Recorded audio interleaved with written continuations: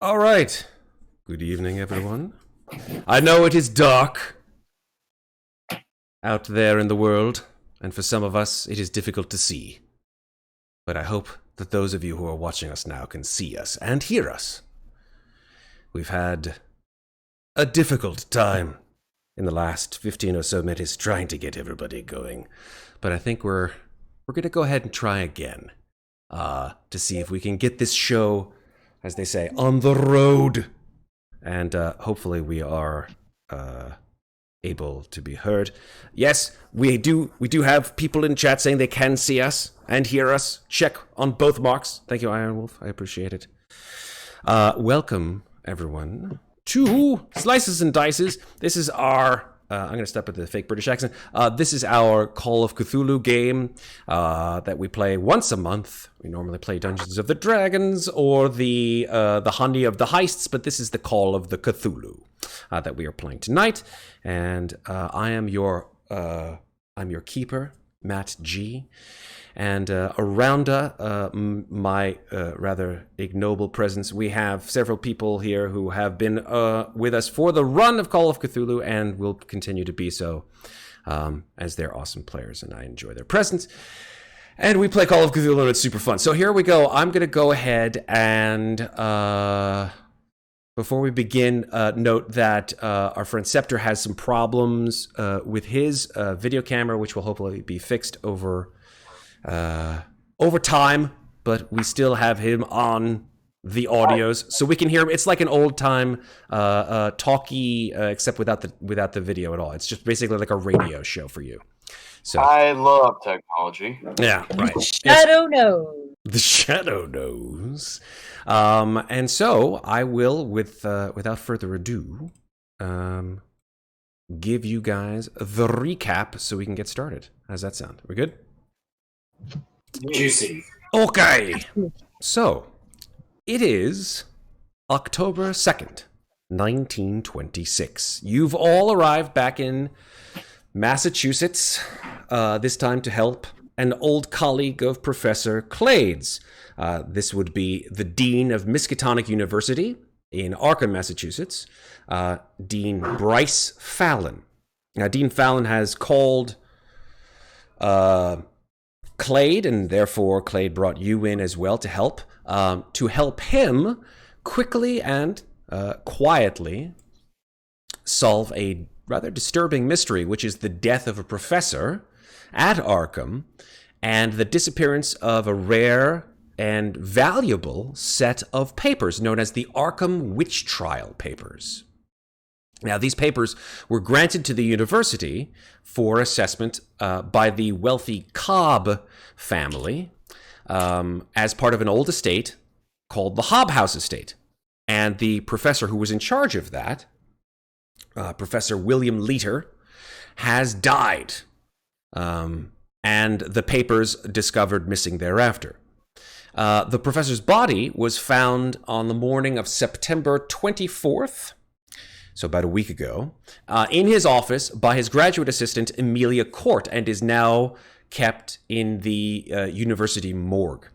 Now, the police are under the impression that, from the autopsy granted by the university, that his death was due to a quote-unquote massive and sudden heart failure.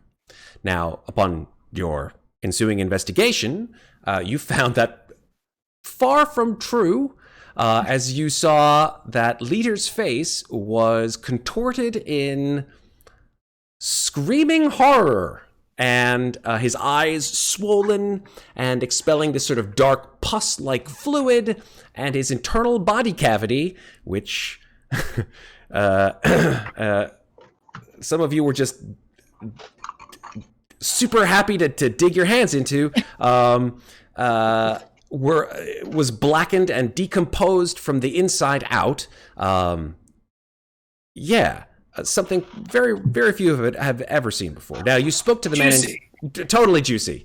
I think, as Winthorp explained, just like a dolphin. Okay. I don't even remember. Yeah. I actually remember that part. I do remember. I think a couple people might have said that might have been the quote of the evening. It's okay. I mean, after all, Winthorp is a marine biologist. I haven't really. I love Flipper. Yeah, sure. I thought they smelled bad. Biologists are, in fact, all bonkers. if you've On ever the met them. outside. They're all nuts. So, In a good way. yeah, totally good way. Now, you spoke to the man in charge of the autopsy, whose name is Dr. John, and I'm going to say this only once, since you guys seem to get it wrong about 10 times the last time. Dr. John Wheatcroft. Let's all say it together. Ready? Dr. Doctor. John Wheatcroft? Wheatcroft. Awesome. Not Wheatstone. Not Wheatstone.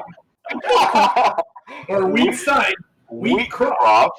Wheatcroft. And he implied that he was under direction by Dean Fallon to deliver the autopsy to the police in its state to avoid any further entanglements.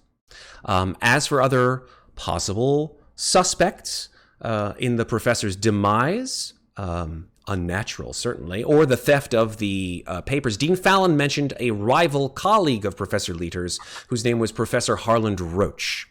Now, Fallon pleaded to you, the six of you, for help to discover the papers, location, and if possible, the true nature of Professor Leiter's demise before the Cobb family discovered them missing and would potentially revoke their rather sizable grant from the university upon doing so.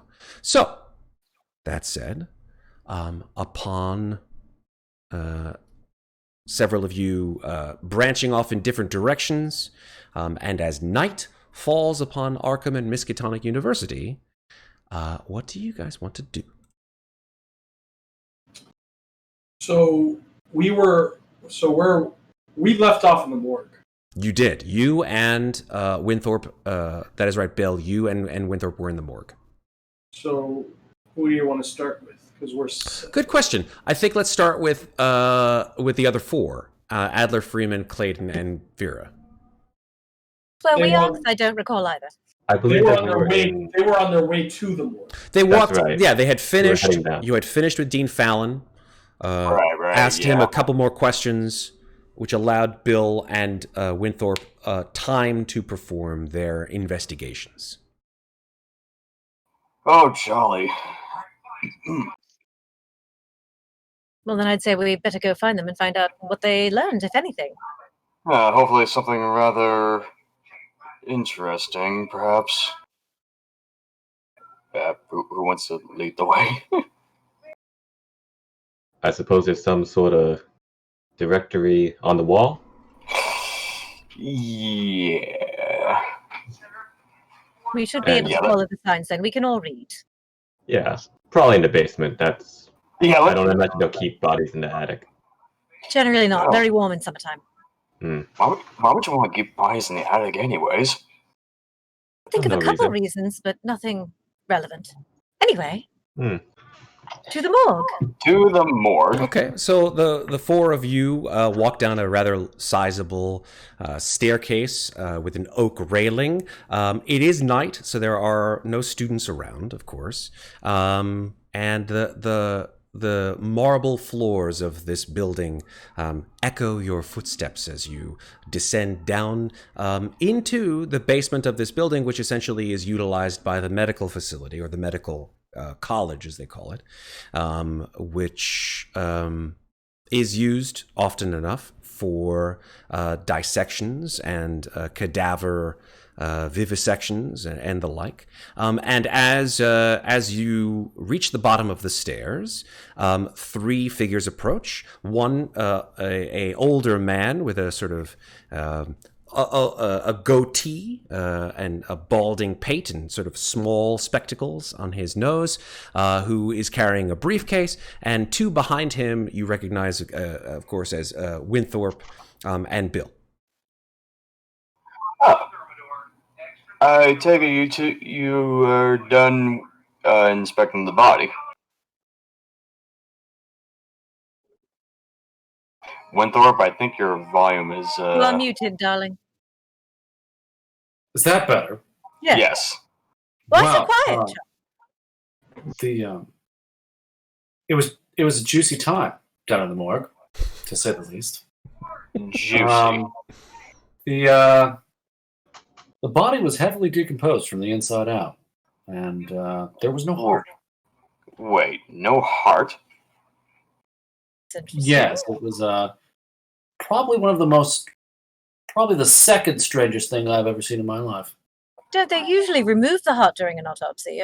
Anything else missing? Wait, like... Pretty much everything. Wait. That was a heart? Yes, it was. It honestly looked like he just... the whole inside. Didn't he pass his Cthulhu check, Mac? So he knew something about it. So he knew that, yes, he did. Thank you for reminding me. He did. He knew that based on on opening up this body and looking inside it, he knew that nothing of this world could have caused the damage on the inside, the decomposition of all internal organs to the point at which they were essentially not even there. They turned into sort of blackened, viscous ichor, right? There was just a cavity filled with this, just liquefied remains, essentially. And nothing on the outside. Like the skin, immaculate. The only thing that was obviously from the outside very disturbing were the eyes, right? From the eyes, there was this sort of black, tar-like liquid coming out of the orifices. And of course, the face, frozen in a visage of intense horror. The other thing you noticed during the investigation as well were that the fingernails had bitten into the palms so tightly that they had made score marks along the inside of the palms. That sounds rather horrific. I describe all of that to all of you. Macabre. What in the hell? Well, I'm rather glad we missed that. Yeah, any of you guys want to go take a look at the body? I think I am good. I'd rather not have to, not have to lose out on any appetite. I mean, I must admit to a certain dark curiosity, but I think in the best interests of my appetite, I shall pass. Yeah, my specialty is more in inanimate objects. My imagination shall suffice. He was certainly inanimate. The older man who has Yeah, accompanied... I agree with Winthorp here. He's pretty inanimate. Well, objects that were never previously animate. The older man who is walking alongside Winthorp and Bill sort of stops for a second to look at the 6 of you all sort of talking amongst yourselves and says, I'm sorry to cause you all trouble, but I believe that we're going to have to close up the building very soon. The janitorial staff is coming in, so... Of course, Doctor. Thank you for... I think Dr. Winthorp, we were on our way to his office to look at the crime scene, right? That's what we were doing next. Or we were going to go talk to somebody. Matt, what were we going to do? I don't know what you were going to do. I know that there was a potential for you to do many things in the middle of the night. There was somebody that we were supposed to talk to that lied about finding him. There are two options. There's Professor Roach or Amelia Court, who is the graduate assistant. Roach. We were going to go talk to Roach. Yes, I believe we were. But he's not here till tomorrow. Right, he's at OOO, as they say. Yeah, he's out of office. That's right. And the graduate assistant, the one who found him. Where is she located? Do you I know believe her you address? asked me this the last time, but I'll repeat it again. I mean, it's Well, very... I've just met you. I'm just so- hard of hearing. I'm sorry. What was that? Oh, I guess we have that in common. Ha! Ha! Anyway, yes, as I was telling your rather hard-of-hearing friend... Huh? Exactly. Ms. Court is most likely, seeing as she's a graduate assistant, most likely on campus in probably one of the women's dorms, I would assume. Oh, we might find out which one. There's only one women's dorm on campus. Oh, well, then that's easy. Well, which I one guess is it? The name? I'm sorry. Amelia Court. The name of the women's dorm. Oh, let me, hold on, I'll tell you exactly. The women's campus is... Or I should say the women's... yeah, it's just called... Oh, there we go. It's called the Dorothy Upman Hall. And that is specifically for the ladies. And it's on the main campus. So it looks like the ladies are going to have to go there. We can't go there. I was going to I say, You might be able to come out, but I would certainly go and speak with her, Vera, if you'd like to join me. Yes. Well, we can take care of that, then. thank you. By all means, I have to adjourn myself, of course. Do mind yourself, of course, as you leave. Oh, absolutely, darling. Very Thank good. you for your time. And he walks slowly and methodically up the stairs.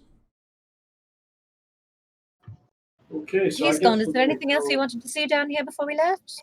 I think I'm good. We're going to go to the bar. Can we go to the bar, Winthorp? Can we go to the bar? Gentlemen, fine. Go to the bar and we'll find you there. Sounds good to me. I could get a little something to wet my whistle. Hmm. You have a whistle? Henry. What? Shake my head. All right. Vera and I will go talk to Miss Court and find you at the pub. Yes. Which one? Which pub, just so I know where I'm going. Bill, which one are we going to? I don't know. Where's the nearest bar in this place? You did notice across the campus there was a bar, which I'm actually going to refer to right now. It is called Gleason's. In fact, you know what I'll do is I will move you guys to the map of Miskatonic University, which I obtained from an older version of...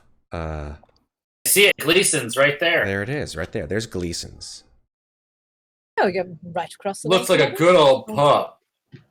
And where are Vera and I headed to? You are headed to the women's dorm, which is... Let's see.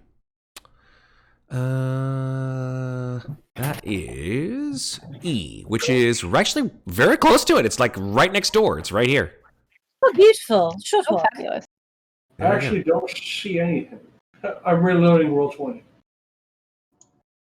You don't see anything on Roll20? I didn't. I'm reloading to see. Oh, if I reload. Yeah, you'll see everything because there's no dynamic lighting. I'm already there drinking. The cooking is so tiny. I'm going to move myself over to the women's dorm. Okay, very good. What we Just to do save our us some best. time, since we also started late. What we do our best investigating. Speaking of, while the girls do this, I'm gonna get myself a beer real quick before we go. Go ahead and do so. Yeah. All right, Little very liquid good. bread. Excellent. Sure. Under Dinner and a glass, academics. Uh, I have a master's degree, I'll have you know. Oh, I've always wanted to go to university. Yes, well, you know, they wouldn't let me into Columbia since I'm a girl, so I had to settle for Barnard, but it'll do. Is up with Roll 20. Okay. Well, while Bill is attempting to get his butt to the bar, I'm going to go ahead and move on with the ladies and their sort of side adventure on trying to find Amelia Court. And so the four of you guys move across the street. Vera and Eudora move to this large building next door. to Loxley Hall, and you find that, of course, as it is essentially the middle, well, not the middle of the night, but getting close to it, probably around 10 o'clock, there are few students on campus walking around. They are, if you do see any of them, they usually are in groups of 2 or 3. Very few of them walk alone on this foggy night. But you do end up walking just across the way down a paved path to the women's dorm, Dorothy Upman Hall, which you see sort of large Victorian building, which has multiple stories, and you do see a placard on the front of Dorothy Upman Hall's main door, which says "No Men Allowed." Perfect. So I shall go up, and is the door open?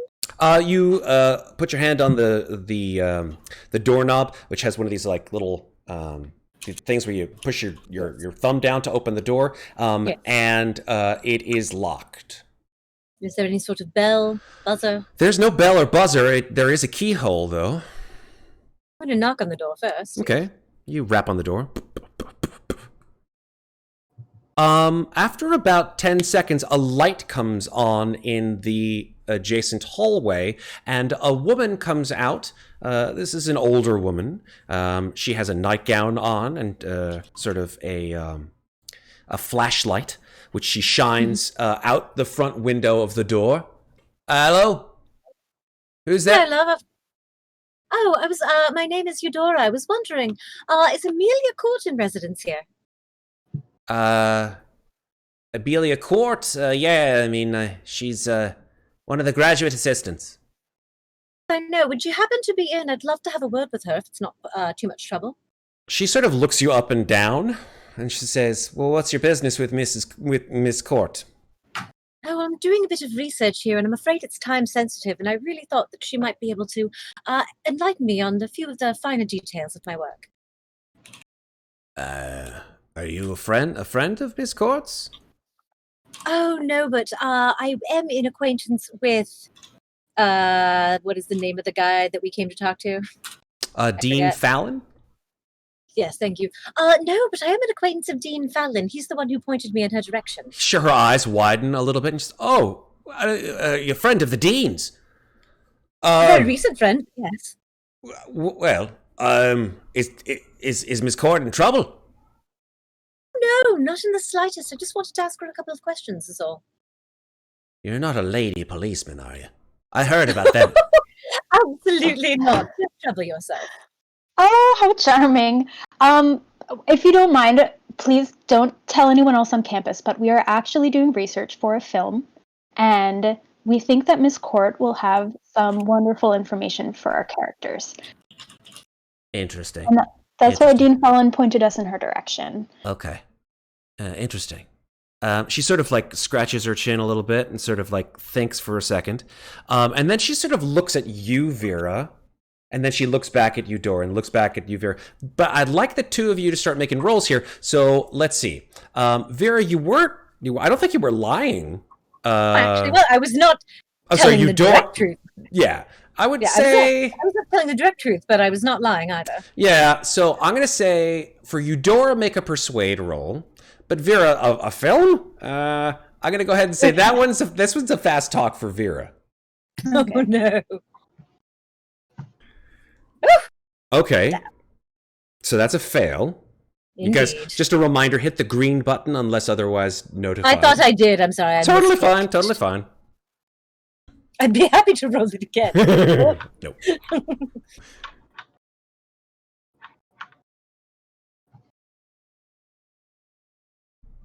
Alrighty. Oh, look at that. Ugh. Yeesh. Do either of you want to use luck or push your roll? Yes, I haven't used any luck. Okay, well, you have to... That's a lot of luck. Yeah, you'll have to spend 46 luck. Oh, how much have I got? That's a lot. I could either push. It's like I could push or try a different tactic. I could join in Vera's lie. Right. So That's true. You do have high fast talk. If you push, Pushing it means you make the same roll again with the skill that you used, right? Yes. But you have to use it in a different way. You have to explain it to me how you do it. Can I change tactics? Sure. What do you want to say? Well, then, aside from the thinly veiled truth, I'm going to tag on to Vera's lie and say, as I can sort of see in her face that she's not buying it at all, I'm going to say, look, it's like, I realize that it's terribly late, but we are on a bit of a time constraint, and, well, you see, we're really not supposed to tell anyone, but we're researching for film roles about, the lives of women on campuses, which, of course, the academic world is predominantly ruled by men, and we're very interested in how a woman such as Amelia rose to the role of a graduate assistant, which is almost exclusively reserved for the male students. We're very interested in her personal experience and the troubles that she has encountered here, working under all of these dominant male characters. I'm sure you can understand or relate to that.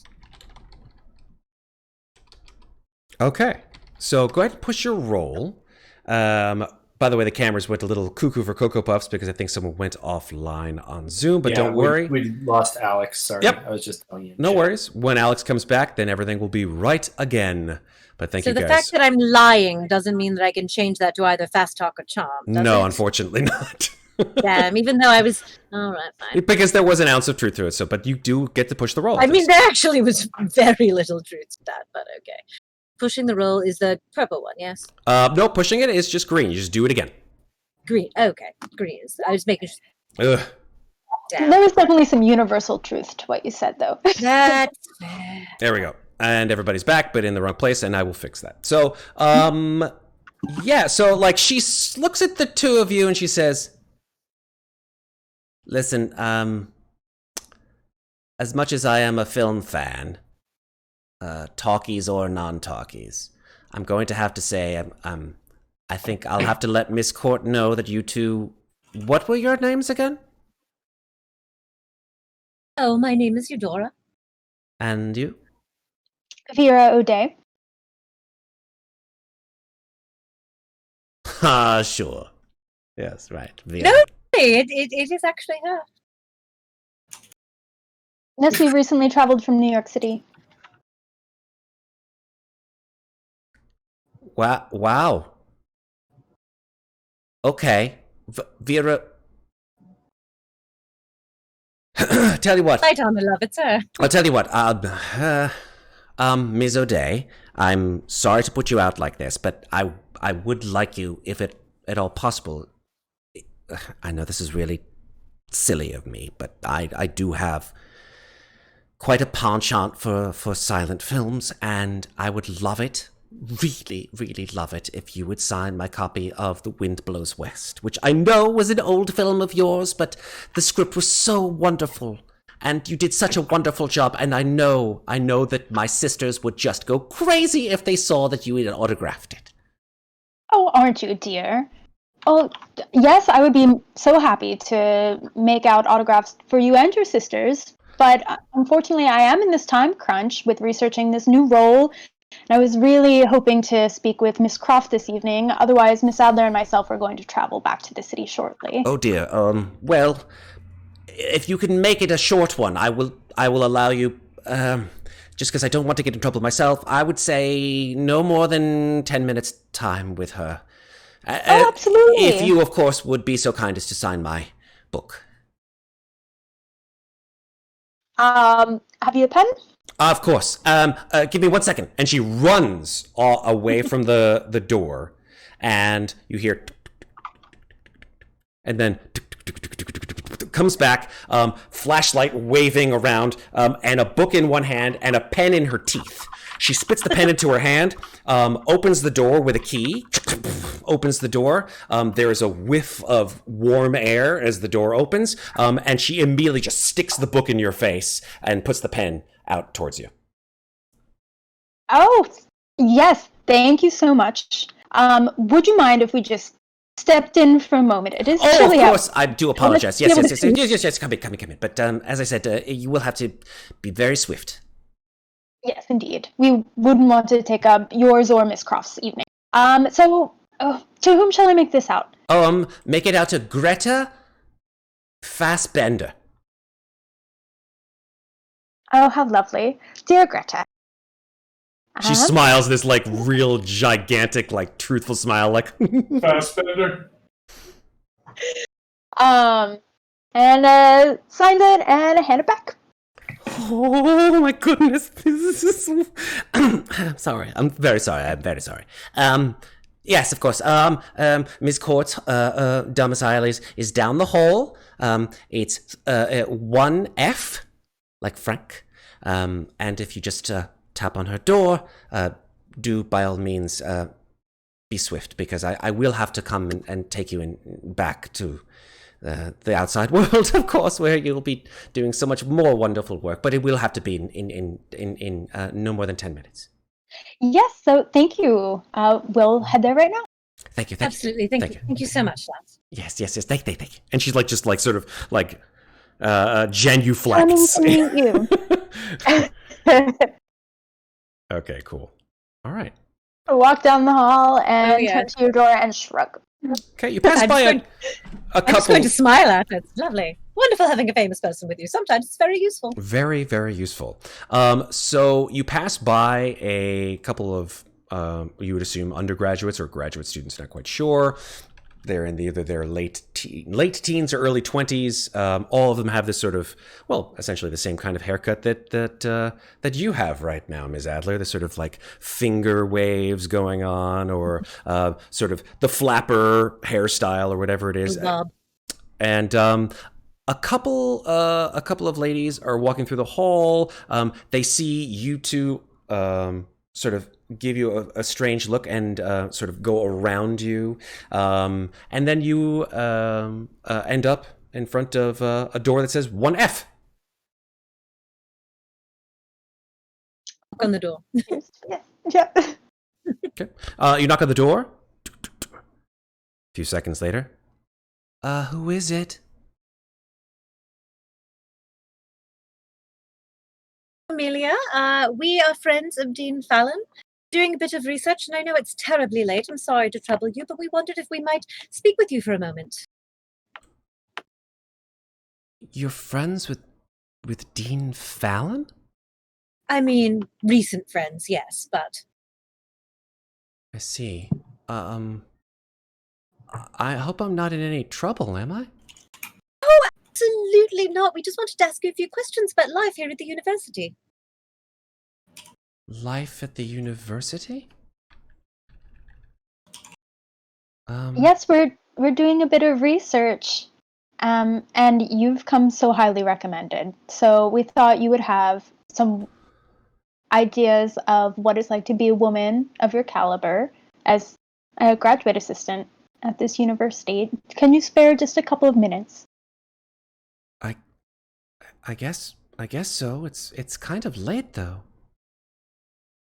I know, we're terribly sorry about that. It's just that we're on a bit of a time crunch, and this was really the only time we could carve out to see you. All right. We've come all the way from New York. All right. Hold on. You hear soft padding footprints come to the door. Footsteps come to the door. The door and opens, and inside the small, cramped dormitory room, you see a woman who's young, pretty, sort of a little bit not very vivacious looking. Maybe it's the lack of makeup, or it's the time of night. She has very pale complexion, dark brown eyes, dark brown hair. In fact, let me give you I'll give you guys a handout. Here she is. Okay, Amelia Court. Here is Amelia Court. There she is.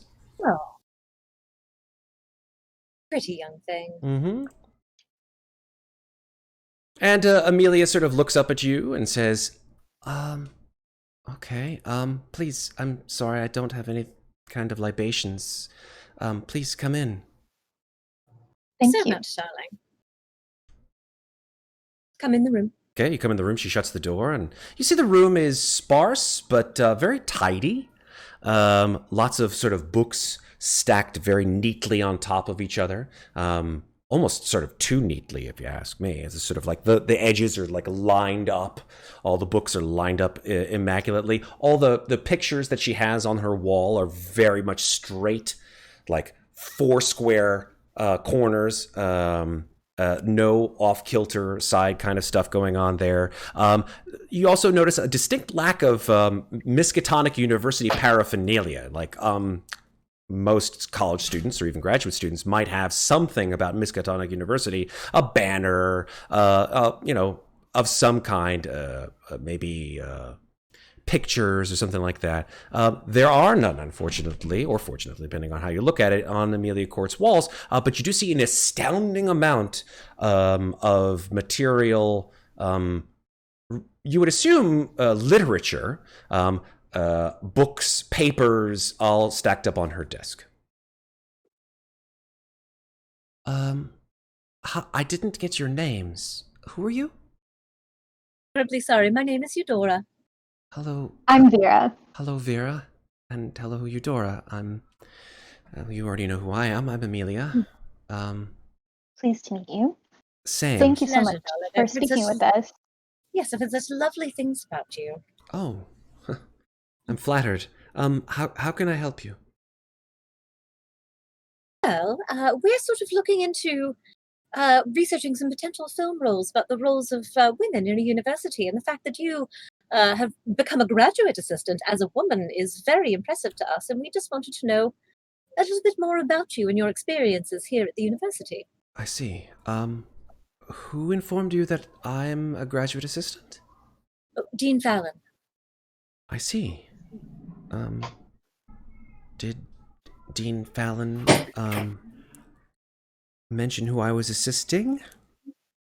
Yes, in fact, he did. He said you were assisting Professor Charles Leto, which is very impressive. He's such a renowned professor here at the university. How did you come to become his assistant? I'm fascinated. I myself was takes a graduate breath student. as you say the words Charles Leto. She's like takes a breath and holds it and stops looking at you, and she sort of puts her mouth to her hand and starts going, "I'm sorry. I'm so sorry. It's I don't think you know. I'm very sorry. Professor." Oh, darling, I'm sorry. I was so terribly insensitive, of course. I just got so wrapped up in what we were doing. I completely forgot. Oh, then you know the terrible news. Oh, you poor thing. I'm just going to put my hand on her shoulder. She sort of like looks at your hand on her shoulder for a second and sort of reflexively almost like takes her hand, but then she just puts her hand back to her face and then just goes, I don't know how I'm going to guide her to a place to sit down. She's already sitting. I would like to offer her a handkerchief. Thank you so much. She dabs her eyes with it. Terribly sorry. Were you and the professor close?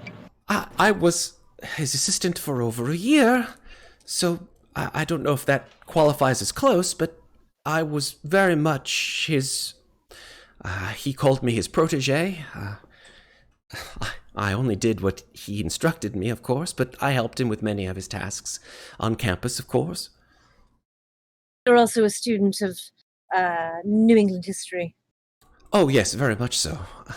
I'm quite a scholar, or at least I try to be. Oh, darling, you are after my own heart. I, too, have an advanced degree from Barnard. I studied European folklore. Oh, that's... A little bit. That's quite interesting. Yes. It is, I mean, very far cry from what you study, I'm sure. You're more cut and dried history? More colonial history of the area, of course, New England. The like, of course, all the way up to the present. The history of this vicinity is so very interesting. I'm, of course, I'm from the area. That's why I have a sort of keen interest in my own history, of course. Oh, you're from this town or from nearby? No, I was not from Arkham. I'm originally from Rhode Island, Providence, Rhode Island. Oh, Providence is lovely. I've been there for the summers. Oh, really? Excellent. Yes, beautiful, beautiful town. So what? Sorry, darling. Now I'm just really curious. You've piqued my interest. What is your thesis? Do you know? I was planning on finishing it up with Professor Leiter, but he died so suddenly. We never really got a chance to go through my possible options. I don't really know why this is relevant to your discussions, but... I'm sorry, it's just I can't help myself. You start talking about graduate study and I get nostalgic for when I was writing my thesis. So, of course. I was planning on writing about some of the towns in the area, whether it be Salem or Arkham or Danvers. Oh boy, Danvers. Oh, lots of interesting things happened at Danvers. Yes, many sort of awful things have taken place over the last 400 years here in this particular part of the world. And that interests you? I think it does, but only from the perspective of things that are misunderstood. I think quite a lot of people misunderstand the history of this area and often make really rash judgments about the people who were involved, I think. The history is often very one-sided, don't you think? Oh, absolutely. I mean, I wrote an entire thesis studying the monsters of fable, which are very often just our own projections of our own fears and misunderstandings of the people around us. So I completely understand where you're coming from. I would love to know what's your take on some of the things that you believe are misunderstood around here.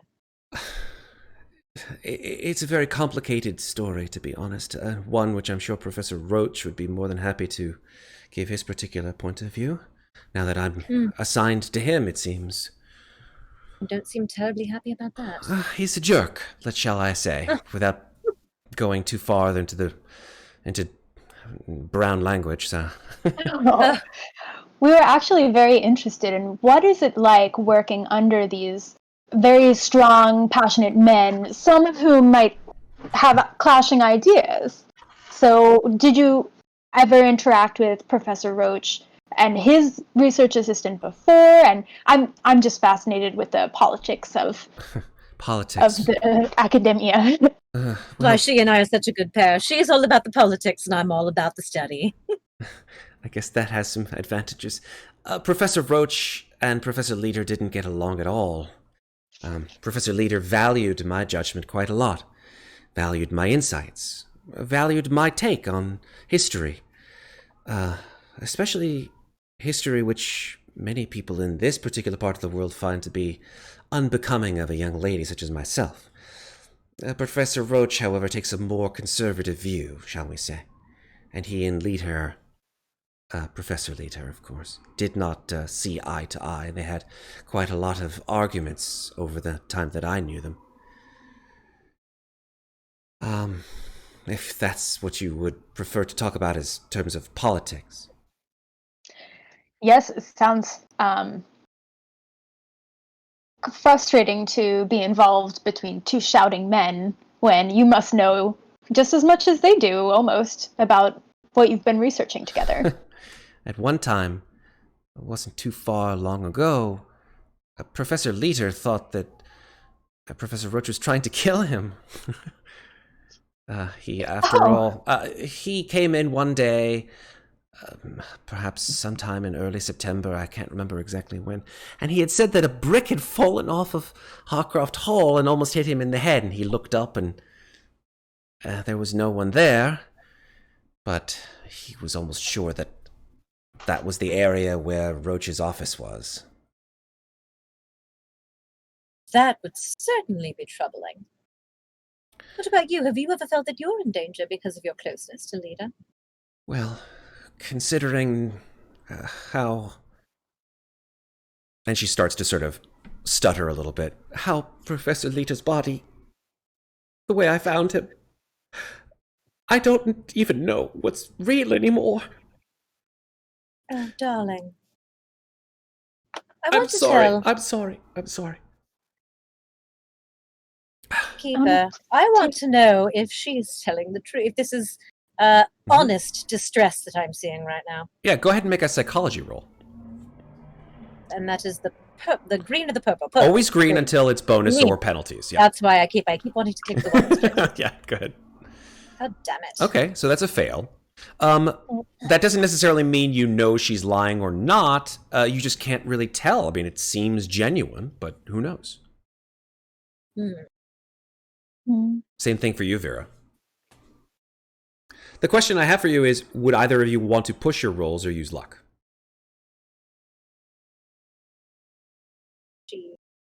That's quite a lot of luck for Vera if you're going to use We it. all know I'm a luck hoarder. How much would I need to use? You'd have to use 30-something odd points of... 37, that is a bit much. Yeah, for me. 37. Yeah.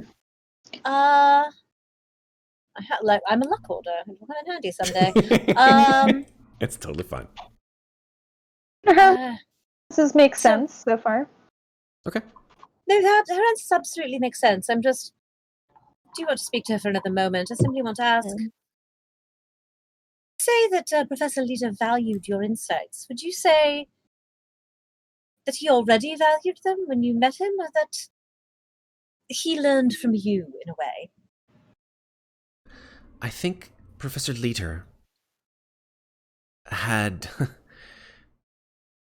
a great deal to learn from a lot of different people. He, on the inside, I think, was a very... on the outside, he showed he was happy. To his students, to his friends, to the faculty. But I think there was a great deal troubling him. In the month leading up to his death, Professor Lita changed quite a great deal. He became quite erratic in the way he would speak to me. He would often fly into a rage only to excuse himself and to apologize later. He would often sequester himself at his home or in his office, where he would lock the door for hours at a time and then come out. But often when he would talk to me, I feel that I had quite a positive effect on him. Nothing, of course, undue, if you know what I mean. We kept everything purely professional. Oh, of course, darling. One must in these situations. For one wants to be respected. Of course. Was there anyone else that he was sort of conferring with academically, aside from, his rivalry with Roach? I can't be sure. Academically, he would often speak to, of course, Dr. Well, he is a doctor after all, but he is the dean, Dean Fallon, about this set of papers that he was assessing. That seems to be a problem, from what I understand, as they have, from what Dr. Fallon has stated, have... Well, when I found Professor Lita's body, and then, of course, the authorities were called in, I was interrogated quite firmly by the police and, of course, by Dean Fallon as to whether or not... Well, Dean Fallon specifically wanted to know where these papers were, and I knew that the papers, of course, were Professor Lita's primary academic objective, and that night, or I should say that morning, when I found him, they were nowhere to be found. So... Do you have any idea? If he wanted to hide them, do you have any idea where he might put them? Perhaps he was doing research out of his home, of course. There was his office, his home. I did see a few things on his desk which seemed to imply that he was in other places in town. I think I saw I think I saw a matchbook there about a week ago, which it's from the Roadhouse. It's a restaurant up the road here in Arkham. I guess Professor Lita was a bachelor, of course, but perhaps he had some social excursions with other ladies. Ladies his age, of course, not mine. Everyone has to eat. She sort of looks at you quizzically and says, "I'm sorry?" The Roadhouse. You thought Oh, yes, the Roadhouse. Yes, to eat, of course. Everyone has to eat. That's of course what I meant. Yes. Oh, can I now psychology check her to see if she was banging the professor? This will be a hard psychology check. All right, that's fine. So this one will be, okay. So that's a success, but not a hard success. But to make it a hard success, that would be 12 luck points? Yes. That's correct. I think I'm willing to spend that. I will spend 12 to see if she's banging the professor. Okay, very good. So deduct I feel 12 like that's luck. important. Done. Super duper.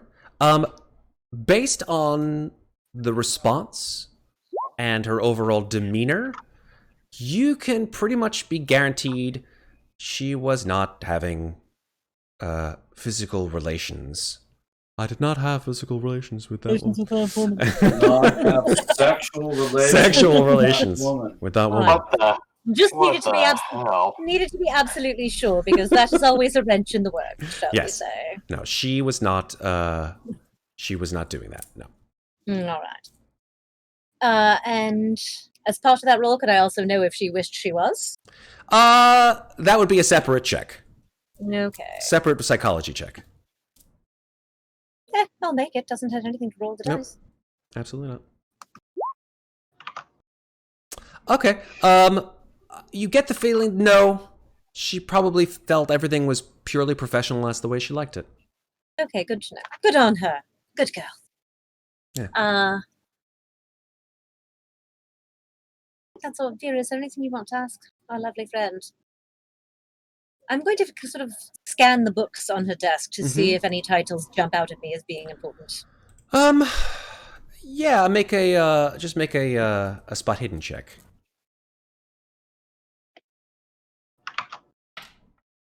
Fail. Nothing really interesting. Now that you're working with Dr. Roach, are you continuing your past research with Dr. Leader, or are you joining on Dr. Roach's projects? I guess that really depends on what Dr. Roach says. And she looks pretty convincingly disappointed. So maybe it seems like with the papers disappearing, there's no more progress on what you were working on. That must be so frustrating. Yes, quite frustrating. And she sort of looks down at the floor dejectedly. And that's when you hear on the door to Amelia Court's room. Yes, who is it? Hello? Yes, I'm sorry, not you, Ms. Court. I believe you have some visitors? Yes, I have some visitors. Yes, I believe it's time for them to excuse themselves. Oh, absolutely. Thank you so much. I'm going to look back at Amelia very quickly and say, very quickly, before I go, I do still have some connections at Barnard. What specifically were you researching that you might want to continue that Professor Roach wouldn't let you? I may be able to find you somebody elsewhere who would support your research. I was researching the role of women in modern-day folklore and New England specifically, and how that's branched out to lots of different ways that women are treated in modern life. And it's quite a long and complicated dissertation, unfortunately, but I think that there's an audience for it. Sounds interesting. I would absolutely be your audience for that, and I do have a rather large, shall we say, wealth of knowledge about folklore. Not New England, European, but you know, of course, New England was settled by European settlers. So please, if you would ever like to speak on this subject again, do let me know, and I will leave her a calling card with my contact information. She takes it, she looks and she says, Madam? Yes, it's a bit of an affectation, really. Not... And she sort of arches an eyebrow. Not Madam. Oh, darling, absolutely not. No. Let's just say I dabble a bit in the occult myself, and the name Madam lends a certain respectability to one of my ilk. I see. Okay. Sorry, I'm unschooled in these sorts of things. But thank you for your visit. You're not, but thank you. Have a pleasant evening, and do enjoy Arkham. We will. Thank you, Amelia. There's a possibility we may remain in town, so do reach out if there's anything you'd like to ask. I'm happy to help. Oh, one last thing, and she sort of stops you for a second, Vera, and she says, if you do happen to see on campus an individual by the name of Anthony Flinders, just ignore him. He's brash, crude, just unpleasant individual. Whatever he tells you, just ignore it. He's clearly in love with me and wants to get everything that I've already obtained. Isn't it so difficult when they're jealous and in love with you? Of course. But thank you so much. You keep enjoying your success, Amelia, and, chin up working with Professor Roach, and hopefully our paths will cross again. Indeed. Absolutely. Pleasure to meet you. Have a lovely evening. And you see as Amelia opens the door, and there, standing outside, is the concierge. I'm a concierge. I believe she is the matron. She's the matron. That is correct. I'm not a matron. I'm a concierge. Never mind. That's a callback to an old movie called The Producers. Anyway, the two of you are ushered out by Miss Fassbender. And let's flip back to the other four who have been waiting in the bar. And yeah, it's Miller time. What? Roscoe, Clade, Bill, and Winthorp are indeed at the bar. In fact, I'll give you guys some bar music, as I often like to give you guys some stuff going on. We're gonna need some classic 1920s bar music. Here on 1 second.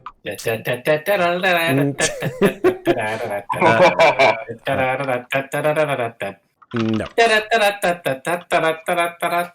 There we go. Okay, thank you, sir. I appreciate it. All right, there we go. So you guys walk into the bar. It's called Gleason's. You see there are tables. All of them are served non-alcoholic drinks, of course, at this time. And they're all sort of either sipping tea or tonic water. Guy behind the bar has a big pitcher of juice. Sees as the four of you come in. I brought my little flask. Yeah.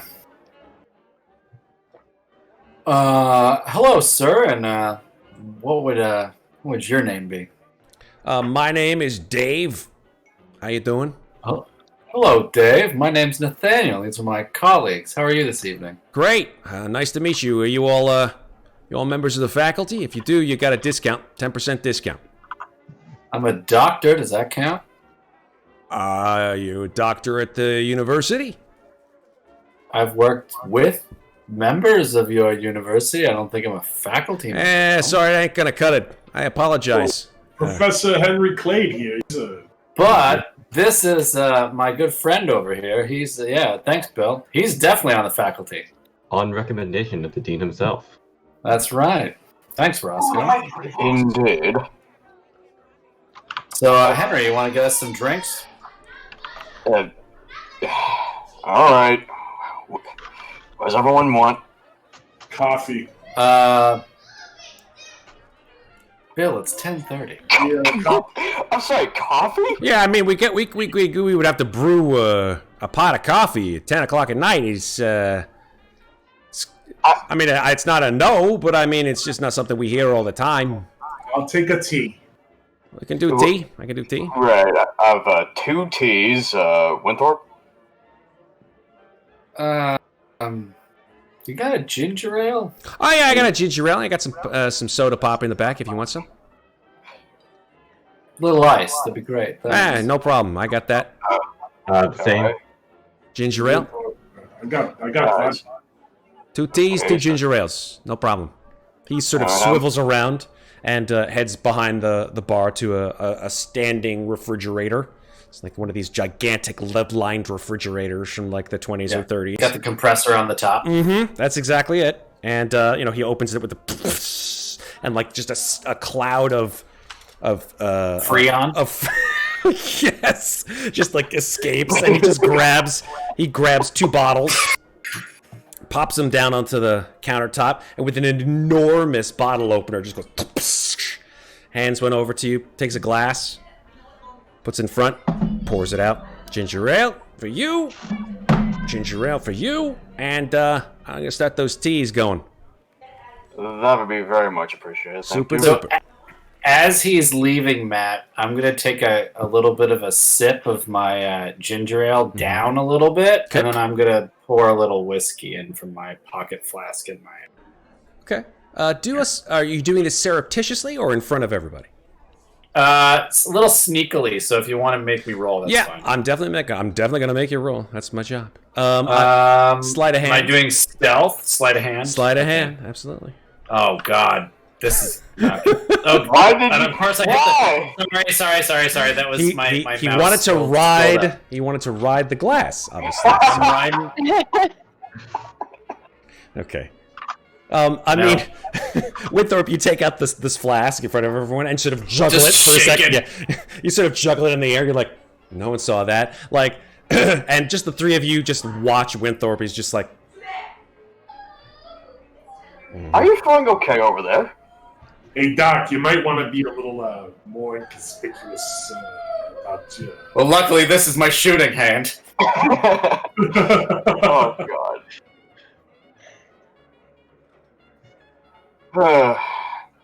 Oh, boys, it's been quite the trip getting up here, I gotta say this time. Yeah, second time in Massachusetts already. Henry, how have you been? I know you've just received this potential job. I'm glad that Vandy was able to help you out there, but how are you dealing with it? I mean, as far as excitement goes, I mean, as long as the payment's better than the other place, I mean... Employment's better than no employment, agreed there. Oh, that's for sure. I mean, as long as it's taking care of my mother, my brother, I mean... How is your mother doing, by the way? She's doing quite well. I mean, she's more of She's more of a hair, She's a rabbit? Is that what you're telling me? No!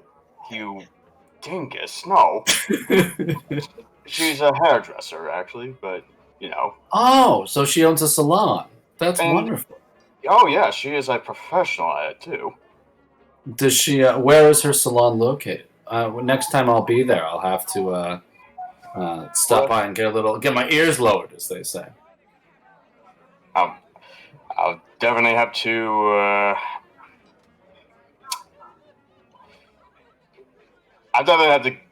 get back to you on that probably in the morning for sure. Just it's that. What are you drinking over there, by the way, Clade? You're having the tea, right? We'll get the caffeine in. You'll remember.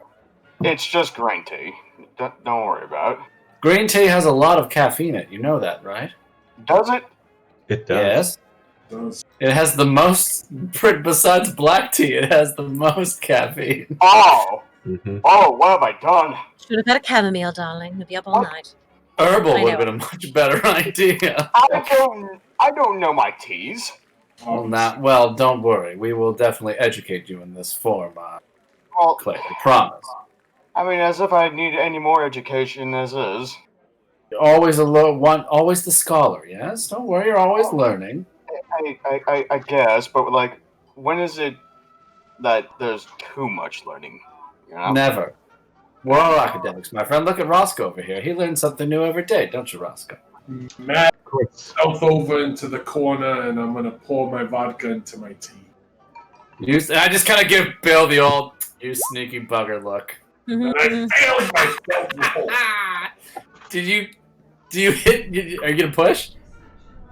I'm going to push it. I'm going to push it. I'm going to try again.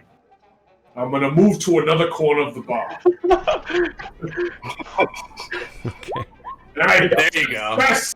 I got a success. You stubbed your toe on the first one. So now you can see me in the corner of the bar, and I'm just into my tea. You know, I think I just barely remember Where? I think it was off of Hamilton? I think? Nah, freaking hey. I haven't visited that hair salon in a while. God. Well, that's all right. I mean, you should go give your mom a visit. I'm sure she'd love that. And you'll get a free haircut, Clade. Come on, look at you. Do kind of need a little trim. I like play with his a little bit longer locks. I'm sorry. I'm not really good at picking styles. Well, I mean, this works for you, my friend. But does it though? Never hurts to keep it short and just give him a little. Hey, would you like me to put some vodka in your tea? I just look over at Bill like, what? Why? Look, as far as Winthorp is aware, I'm a light drinker here. And I can't. Okay, Matt will be right back. What was I going to say? Yes, I mean, honestly, Bill, are you back with us, by the way, now? Are you? Yeah. Okay. Bill, he's not he's not much of a drinker. He never has been, right? Right, Clay? No, I just been living an innocent life for the most. Do you even smoke? Do you smoke cigarettes? And I take out a pack of cigarettes and I tap them. And I light one. I kind of show them off to anybody else if they want one. Just wait, I hand one to Roscoe. Thank you. I think I can't say I've ever smoked before, but you want one, Clay? Darling. Say what? This is not. I just say, "Here, Clay," and I tap the pack and I take one out and I say, "Unfiltered. Here you go." What are we going to make him roll for this? Lucky strike. Yeah, we should. We should make him roll. Oh my God. Are you gonna take? Well, hang on a sec. Henry, are you gonna take it? I guess. It's not peer pressure. It's just your turn, bud. Yeah. Oh yeah, peer pressure. Okay, you take it. I'm super fast. As soon as you take it and you put it in your mouth, I already have a lighter lit and I'm lighting it for you. Oh, you're right. You might want to down that little vodka before you. Absolutely has to roll a con check for this. Yeah, I was gonna say he has to roll. I was gonna say. I think it's con. You think it's what? Oh, look, Matt's back. Oh, yeah, Matt's back. We're deciding what Henry has to roll as he takes his first ever drag of a cigarette. Oh, totally a con check. Unfiltered lucky strike. Oh my God. Your call. That actually might be. 100% That might be con with the disadvantage. Con with disadvantage. I would say disadvantage. Well, it's a disadvantage is a penalty check. So go ahead. Penalty, yeah. Yeah. So roll the purple con check. roll the purple. Okay. Yep. Let's see what happens. Okay. Oh. So you got a hard success on a normal, but because it was penalty, that's a fail. So yeah, you take a big drag of it, hold it in for you don't even know what to do. You're like, should I exhale? And you just watch him just turn like a shade of red that a person should face. He's turning purple. Yeah, and then he's just and like you guys are just like, he should exhale now, shouldn't he? He should exhale. Henry, let it go. Okay. I pat him on the back. Me and Roscoe just pat him on the back. Please be the moment that we enter the bar. So this is actually kind of funny because this is the perfect timing. Thank you, Iron Wolf. Iron Wolf has redeemed one of our new Slices and Dice's points redemptions. Oh, cool! Yeah, the new Twitch stuff. Yeah. For one PC loses 1d4 sanity. Unfortunately, that would be, I believe, unless Iron Wolf has any other specific targets in mind, that would be for Professor Clade. Am I right, Iron Wolf? Son of a. He's just like looking at the cigarette. He's saying, "You son of a." Son. You one ugly son of a bitch. So go ahead, Clade, and roll 1d4 for me. Oh boy. Oof. There you go. Yeah. Come on! Oh my goodness. Oh, nice. Thanks, Iron Wolf. Thank you for that, my friend. There we go. So why? Deduct 4 from your sanity. Maybe because like just holding in smoke in your lungs, Clade, was enough to make your mind sort of reel for a second. You got real Willie Nelson high. Like your brain went sideways where it should have gone, just stayed in place. Like the whole world, even this is just a straight normal cigarette, like no hallucinogens at all. For now anyway, it just sort of made everything just sort of swivel a little bit. And you had to sort of grip the sides of the bar. And as you do so, Dave comes over. He's like, is your friend here okay? I got your tea. Thank you. Yes, he's never had a cigarette before. Oh, whatever. Just pass over the tea, please. Sure, here you go. He's thirsty. Thank you. What was your name again? I'm sorry. Dave. David. Thank you. Hey, Dave, not David. David's my father. All right then, Dave. Thank you very much. Does anyone need anything else? Oh, and I actually, do I spy the ladies as I say that? Go ahead and make a spot hidden check. Ooh, I'm good at those. Purple or green? It's just green. Yeah, you don't see anybody coming through the door. Okay. Well, no, I think we're all right, Dave. I think at the moment. To appear at his side at that moment. Hello.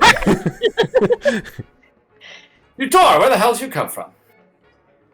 Hello, love. We're back. God, I love it and hate it when you do that. You just see like Clade just immediately like drinking down that tea. I'm going to Dave.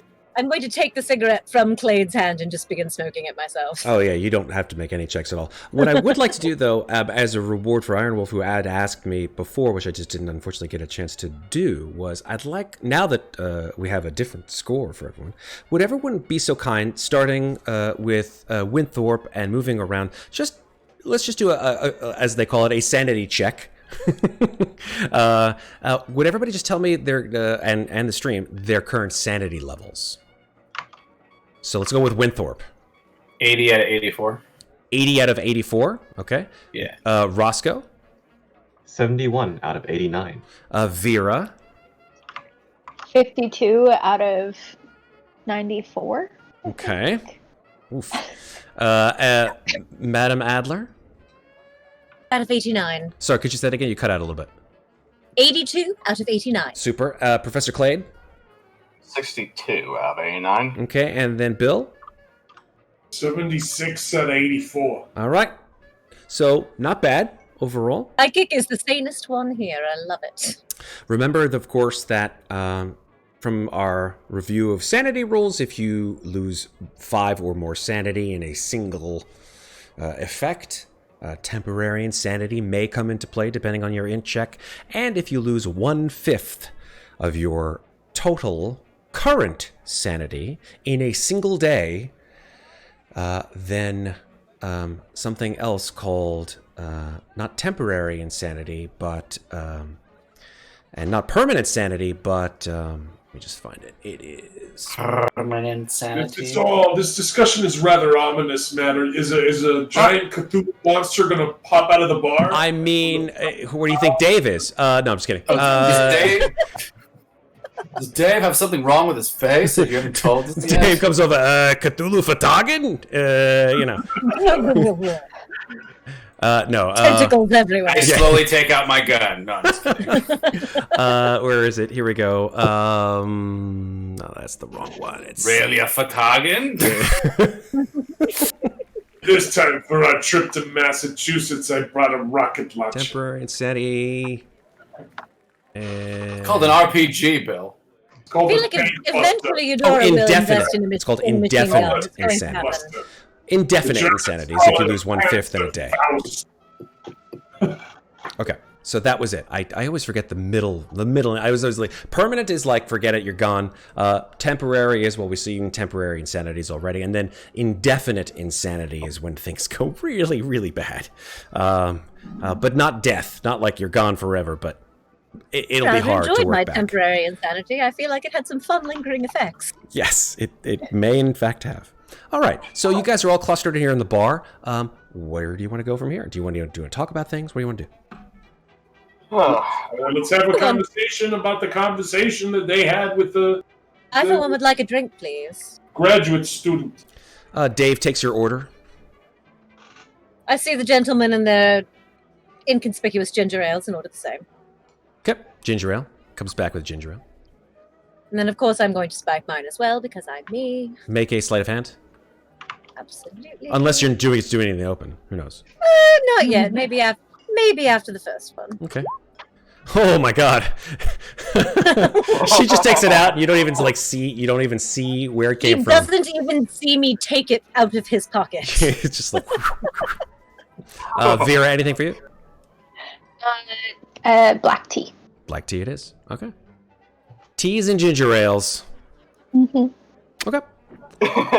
So Mine has whiskey in it. I'm assuming, Adler, Mine does too, Madam now. Adler, that you have gone ahead and spoken with Vera, of course, to the other four of our friends here. Yes, we've relayed everything that happened in the conversation. Okay. Hitting on the points of our young friend was apparently very interested in the occult herself. Mentioned not only the town of Arkham, but also Wanna go lie down? Salem and Danvers. Did she mention anything about the body that had emulsified from the inside out? She pretty much started crying as soon as we mentioned the professor, so... Well, do you think she was sleeping with him? No, actually, I don't. Not at all. I think their That's relationship surprising. was purely academic. Well, you know, Winthorp, some of us achieve our advanced degrees without requiring such The nefarious loss of behavior. pants? Indeed. I lost no pants. Pants? Wait, what? And you certainly Come wouldn't be on, saying Henry. this if she were a man.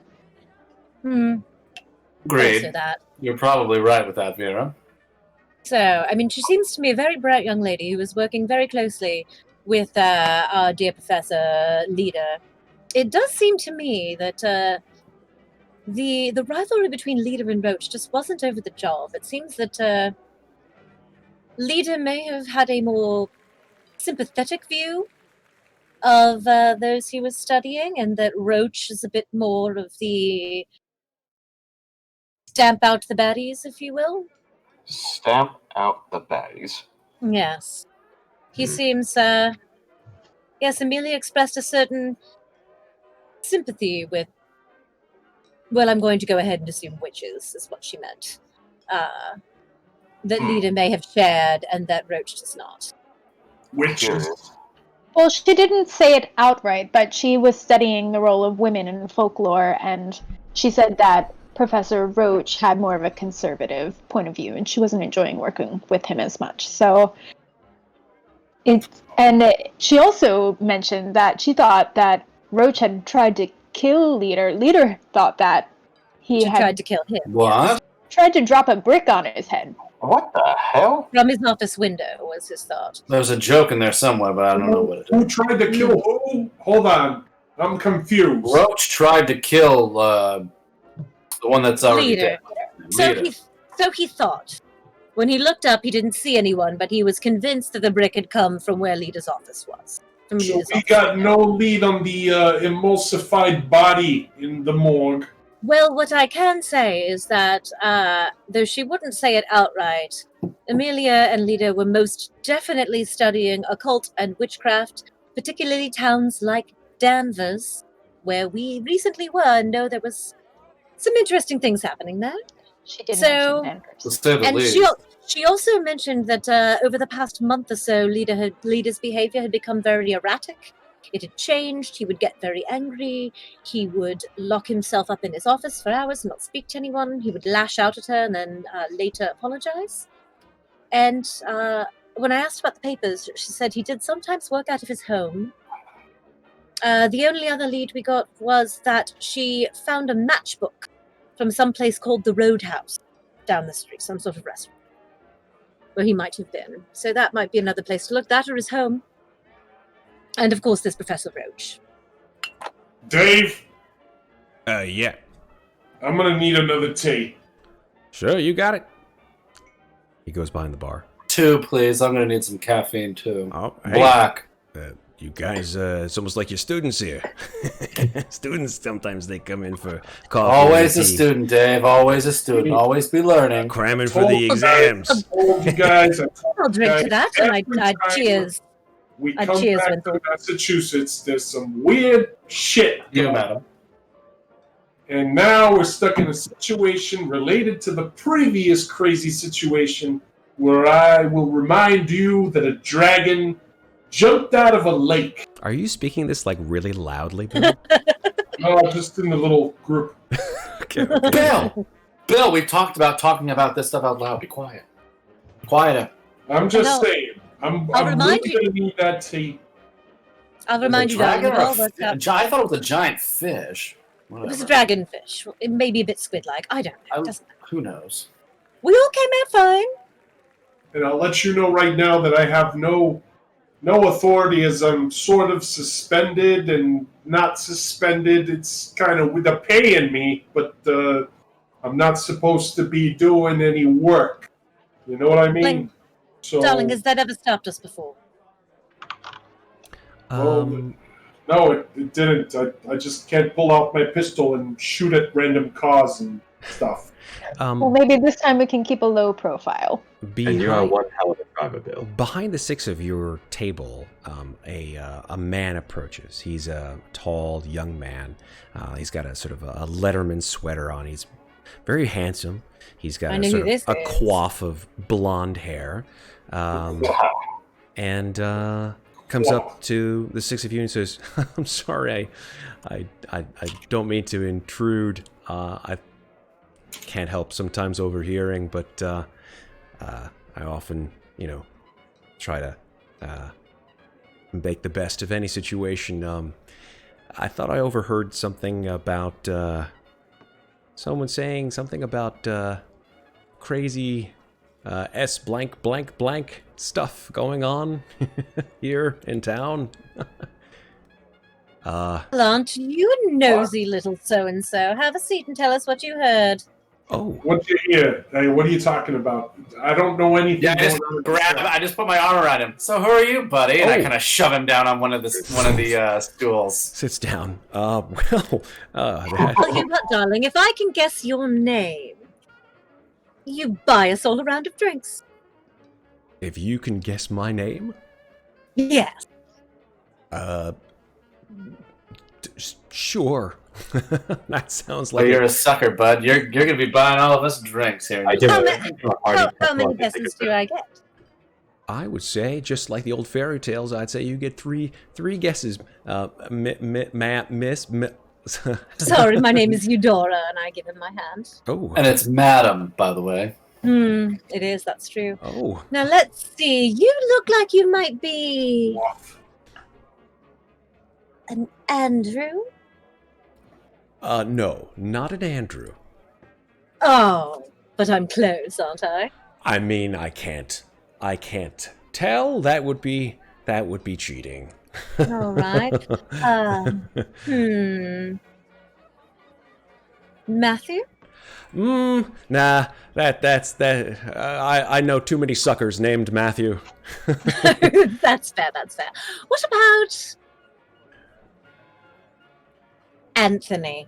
His smile immediately sort of like evens out, and he says, I guess my reputation precedes me. That's a good guess. Oh no, darling, I'm just that good. Is your last name eavesdropping piece of shit? Bill, be nice. Bill, I know you probably don't mean to, but make an intimidate roll nonetheless. Sure. Probably you could intimidate him. I'm gonna push hit him in the stomach enough. He says, I'm gonna push it. Go ahead. How are you gonna push it? It doesn't matter. Oh, it's slam his fist on the bar.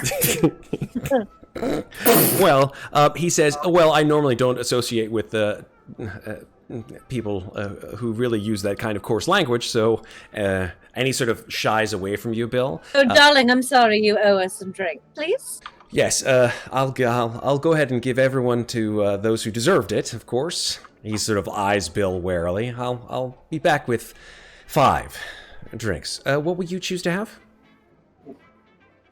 Ginger ale. Ginger ale, yes. Make it 2. 2, that'll be fine, yes. I already have my tea. Just a round of ginger ale. Okay, ginger ale it is. Hey, as he walks away, I'm just going to look at him and say very quietly, unless, of course, my love, you know where I could find some gin. I mean, I guess that'll depend on what we talk about, right? Ginger ale will be fine. Great. I'll be right back. Ginger ale. And he sort of walks in a very sort of half dorky, half pretending to be cool kind of way over to the bar, like. As he leaves and goes to the bar, I'm just going to lean into the others very quickly and say, his name is Anthony Flinders, and Amelia told us that, well, she told us not to listen to a thing he says, and that... She basically said he's full of S blank blank blank. Indeed.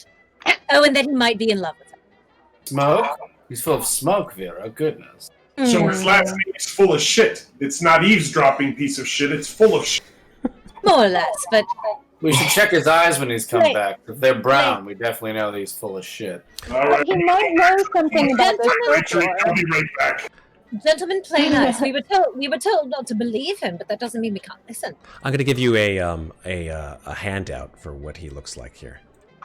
Oh, please. Wow. God. Wow. He's douchier than Winthorp. That is almost exactly hard what to I do. pictured in There my you go. head. That is There you go. perfect. I That's- love Calvin Klein model. Pretty sure that's just a black and white Abercrombie ad, but you know. He's looking off to the side too. He's just like, Just smoldering. Over his shoulder. I cannot. Sweater. Yeah, that's Flinders. That is exactly what I I imagined. can't take his coif of blonde hair seriously. It's quaff, darling, quaff. Quaff. Anyway. It depends if you're French or not, I guess. Anyway, Oh, the coif. Flinders returns The quaif. to the table with a tray of 5 glasses of ginger ale, which he places at the 5 of you. Grabs a stool and sits gingerly down upon it, and sort of crosses his arms across his chest. Says, "Now, what were we talking about?"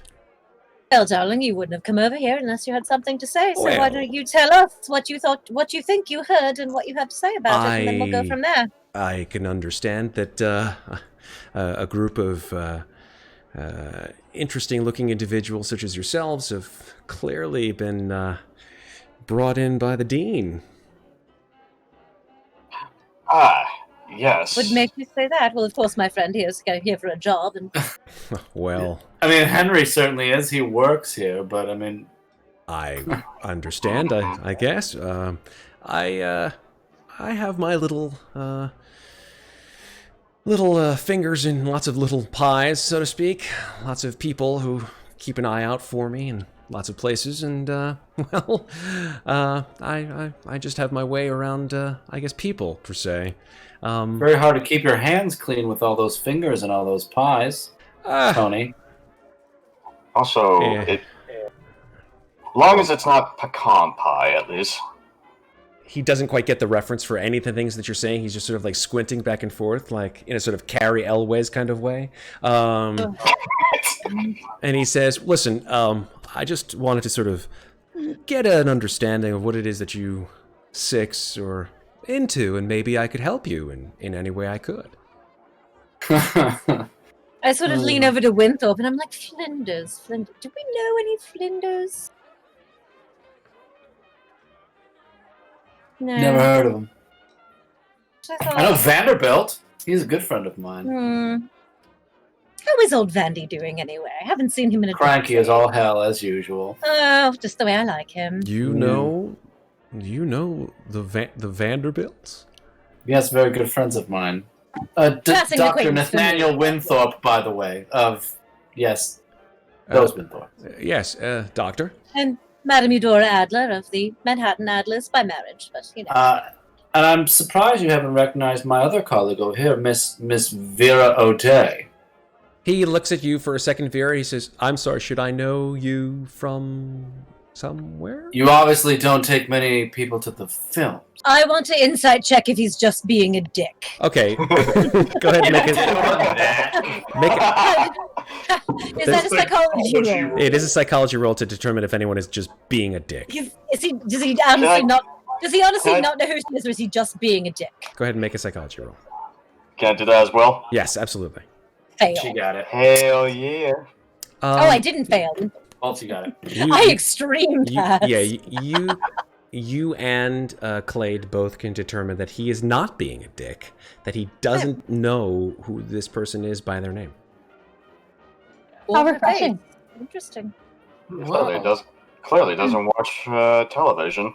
Well, Tony, What is Tony, you television? need to get out to the movies more. Silent films, love. Silent films. Get out to the theater, old boy, and go watch one of those penny or dime shows. All right. Listen, I'm enthused as all get out to be in your all presences, whoever you are. I just color me keen on what it is that you're trying to do and where I can help you. But who are you, Mr. Flinders? Well, are you from around here? I'm originally from upstate New York. But Miskatonic is where I call home now, of course. You study, Mr. Flinders. Yes, my studies are history. What made you come over to us? What did you hear that you decided you wanted to roll over and have a conversation? Well, with I us? mean, let's just put it out there. Call a spade a spade. I can understand that maybe you six are looking into Professor Leader's death. Why do you think that? Because you said some stuff about crazy stuff going on around here, mentioning little I didn't tidbits of mention information. anything crazy going on around here. No, you did. That's right. You mentioned something about in Massachusetts for certain. And the fact that you arrived on campus, as I know you did yesterday, and went straight to Dean Fallon's office. Well, Dean Fallon right now has really only one goal, as far as we're all aware. It's getting these papers back. We? Oh, all of us sitting at this table right now, of course. Oh, no, I'm not talking. Of course, we know about that, but more like when you say we, who are you referring to? I'm talking about we. We, meaning... No, I believe you're speaking. Who are you in relation with? Who are you working for? Oh, my working What pies do you have your fingers in that lets you know right. we arrived in town just yesterday? That's right. Listen, all I'm trying to say is that I don't work for anyone but myself, of course. Hey, Doc, should I just take this guy around the corner? I need a psychology check on that. Go for it. Damn. Okay, can't really tell. We can stick him in the morgue with the emulsified corpse. I'm sorry, I don't really succumb to that kind of threatening talk, sir. Flinders. That's... I know your kind. Yes, I'm... Mr. Winthorp here knows your kind. So my question for you is, what do you want? I'll tell you what I want. I want to help you. I want to help you by giving you the information that I have and making you determine who it is that is really behind these events that were... Forgive me, you don't exactly strike me as an altruist, so why do you want to help us? Well, I want to make sure... What's in it for you? Listen, what I really want to do is make sure that the right people are investigated and put behind the proverbial bars for whatever misdeeds that they have done. And who are the right people? Oh, well. It's clear you don't know very many things that are going on here. After all, you don't know very much, I would assume, based on the fact that you've only been here for a day, about the true nature of Professor Leader's relationship. So... I mean... Would you mind enlightening us, perhaps? I wouldn't mind that at all, as long as we have a relationship that is a positive one. We'll decide on that there, Tony, about the relationship. Why don't you share the information that we have, that you have, and then we can decide if what you have to say is up to snuff. I have it on good authority that Dean Fallon himself actually stole the papers. Dean Fallon. Oh, yeah. Whose authority would that be? Well, the authority of people who know Dean Fallon and have potentially seen him with the papers in hand, and that he's just calling people up to try to get himself off the hook with the police. So what's Dean Fallon's motive? Profit. For the papers. So what does he stand to profit from these papers? From selling them himself, of course. So Wait. what's in the papers that's so valuable? Well, I mean, besides the fact that they're related to the witch trials, of course, but... I don't think you quite understand very much about what's in these papers. But These are that's... historical research papers on witchcraft. What does he stand to get from these papers? See, I think you don't understand the value of these papers. These papers are worth tens of thousands of dollars. So why are they worth tens of thousands of dollars? Can we just... What is in them? What do you think is in the papers? Well, it's not what I think what's in them. It's what I know is potentially in them. That's from what If you know what's potentially in them, you think. Potential. Everything with you is... All right, just tell us. Slimy, everything with him is slimy. Flinders, get to the goddamn point. What's in the fucking papers already? I feel like a lot of tension here. I feel like a lot of tension. Flinders, and I just kind of like... I put my glass down heavily on the bar, and I look him right in the eye. I say, Flinders, it's enough with this goddamn bullshit. Just fucking spit it out already. Make it intimidate. I'm tired of going around in all these circles. What's your intimidate score, Winthorp? You can tell him I'll take him right back and shoot. Nobody No, I don't do shot it. anyone today. Intimidate. I failed every one of my rolls. Okay, I'm getting. Does anybody have intimidate? No. No. I'm actually just going to look at him and say, darling, the reason you sense tension is because we don't like you. And the reason we don't like you is because you don't actually say anything. You just speak in circles until You're everyone slippery like a believes you. goddamn snake. So tell us right now what you know is theoretically in these papers, and we'll go from there. Like perhaps circumstantial. Everything you're saying is circumstantial. I look at Bill and I say, yes, I fucking know it's circumstantial. I just want to know what it is. Now, ladies and gentlemen, I think we're all a bit on the high caffeinated, and we all need to ease up a little bit. We don't want to draw too much of a scene in this bar now, do we? Kind of look at Clade. Fix my bow tie. Right.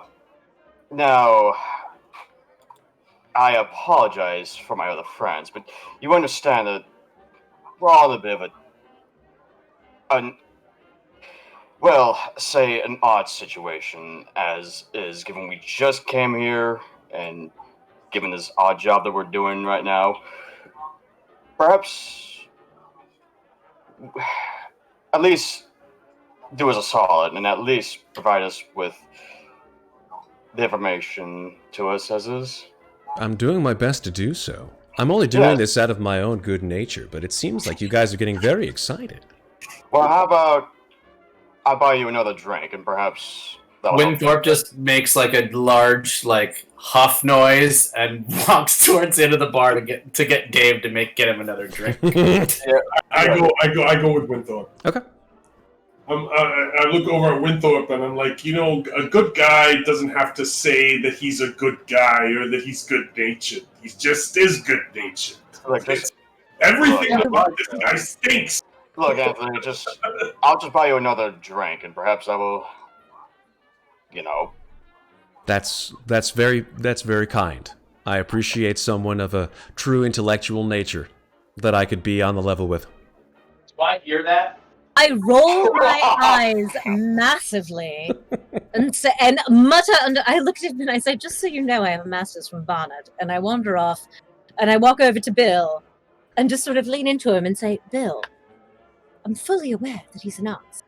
I just want to hear what he has to say, and we can do with it what we like. We don't have I to just believe don't him just because we listen to him. Say, and on top of that, the one thing that I'm concerned about is that nobody else is supposed to know.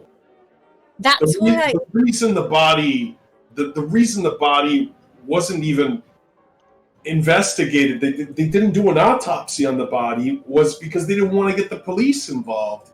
And now this guy knows. Who else knows? And I know. I just don't want it to come from us. I don't want them to think that we're walking around talking about the case.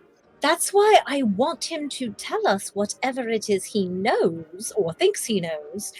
And then we can take that information and decide whether we believe it or not. But yelling at him constantly from all sides is not going to get him to tell us. He's clearly... God, how do I put this? He comes from a certain social circle that... It's fine. Look, you get pretends to be better than it is. And the more we antagonize him, the less he's going to tell us. I understand. We've got to here's the play thing. nice. I don't think anything that he's got to say is any more than we already know.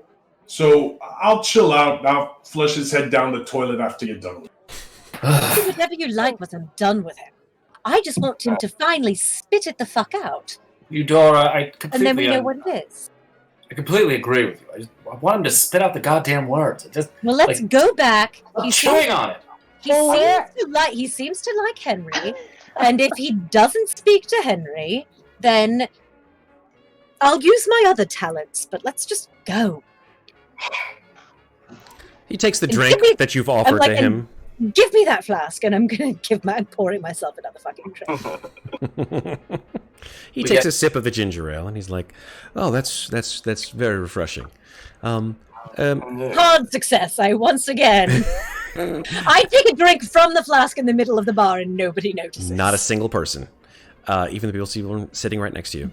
And he goes on to Professor Clade, and he says, "Listen, I'm sorry to be such a nuisance to all of you. I really don't intend to be that way. I just wanted to make sure that you are all equipped in the right dimensions for all of this subterfuge that's clearly going on all around you. Dean Fallon is clearly setting you off on some kind of wild goose chase. After all, I mean, he and Roach are lovers. I mean, everyone knows that." Lovers? Yes, of course. Didn't you know? Since when? I had Interesting no idea. turn. Oh, yes. Do you know when this began? Oh, probably years ago. I mean, I've never been witness to it myself, but it seems to be the prevailing thing on campus, of course, for us to know. So you're in the history department. What's your connection to everybody? Oh, no, I'm not in the history department. I'm simply a graduate assistant. To whom? Right now, I'm unattached, but I have my potential openings, of course, now. Were you attached to Winthorp's just like pulsating in his body. He's so like ready to... Oh, I'm watching it. It's hilarious. I love it. It's great. He says, well, I mean, there are quite a few opportunities for me. I, of course, was rebuked several times by Professor Leader, but I think that, I guess, was for the best, after all. So who did you end up working with? Right now, as I said, I'm kind of unattached, but I'll be working, I'm sure, associated with one of the faculty come next semester. He's consulting. I sort of put my hand on Winthorp's shoulder and push him back into his chair. So how is it that you are an authority on these papers, Mr. Flinders? It's a perfectly understandable question. I had seen them oftentimes in my discussions with Professor Leader. They were quite often on his desk during the times when he and I would have long talks about my potential employment, of course, with him. They were the subject of many people in the department, of course, and the fact that this gift from the Cobb family for assessment was extremely valuable. I mean, how often does one have the this guy's a politician. How often does one have the ability to see this kind of historical artifact and understand its true value? I'm sorry, can I make another psychology? To do what? just is he really just? He's just making a show of at this point, is he? Making a what? Like, is he just? Is he just speaking out of his ass at this point? Is he lying? Is that what you're asking? Yeah. Yeah, you can make a psychology to find out if he's blowing smoke, lying, that kind of thing. So yeah, make a psychology roll. It's fine. Wow. Yeah, extreme success. You determine by just his sort of like hand gestures that he's exaggerating a bit, but he's not lying, right? These papers are quite valuable. It's probably likely that he hasn't seen as much of Professor Leader as he's injecting into this story. That's most likely horse shit. But he has seen these papers, and he knows that they are, just like many people in either the department or on campus, extremely valuable. What about the relationship between Fallon and Roach? I would say from the extreme success, Clade, you can't be sure, right?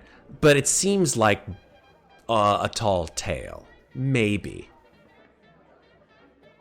Fishing story. I'm going to gently lay a hand on his hand and say, I want to circle back to something you said. You said that we perhaps were not aware of what the papers actually contained. What is it that you think the papers, what is it that you know the papers potentially contain? Well, I mean, how often do you get the actual discussions that happened in the 17th century between users of black magic and the people who decried it? I mean, these individuals who were executed here in Arkham, well, they clearly had quite a great deal of power. And all of the records that came alongside these trials, their interrogations, all of the material that they expelled, whether it be under duress or not, that's all here. It's all here in those papers. You believe the papers contain actual transcripts between the witches and their inquisitors? Oh, yes, very much so. You believe these witches actually had powers? I want to psychology check that and see if he actually believes it. Sure. And what was that, Vera? He believes that the witches actually had powers? If you want to check him on that, you can do a psychology check as well. You can't tell unless you want to push it or use luck. Not at this juncture, no. Okay. I'm not even going to try. Psychology? Am I still... No, I'm not even listening. You're not listening at this point. I'm just droned out. I'm just like staring at the wall like... Fuming. Just like, who is this asshole? Vera, you actually believe, from looking at this individual, and of course your acting techniques come into play here pretty well, that this guy actually, he's got a pretty good idea of these newfangled sort of sense memory techniques because he believes what he's saying. My next question for you, love, is... Did you read them? Is that how you know what's in them? Have you actually seen them yourself? He steps back. He sort of sits back and says, I don't really have any recollection of reading them. I didn't have very much time to do so. I mean, Professor Leader had them most of the time. Definitely psychology checking that, too. Go for it. Can't tell. All right. So then, in that case...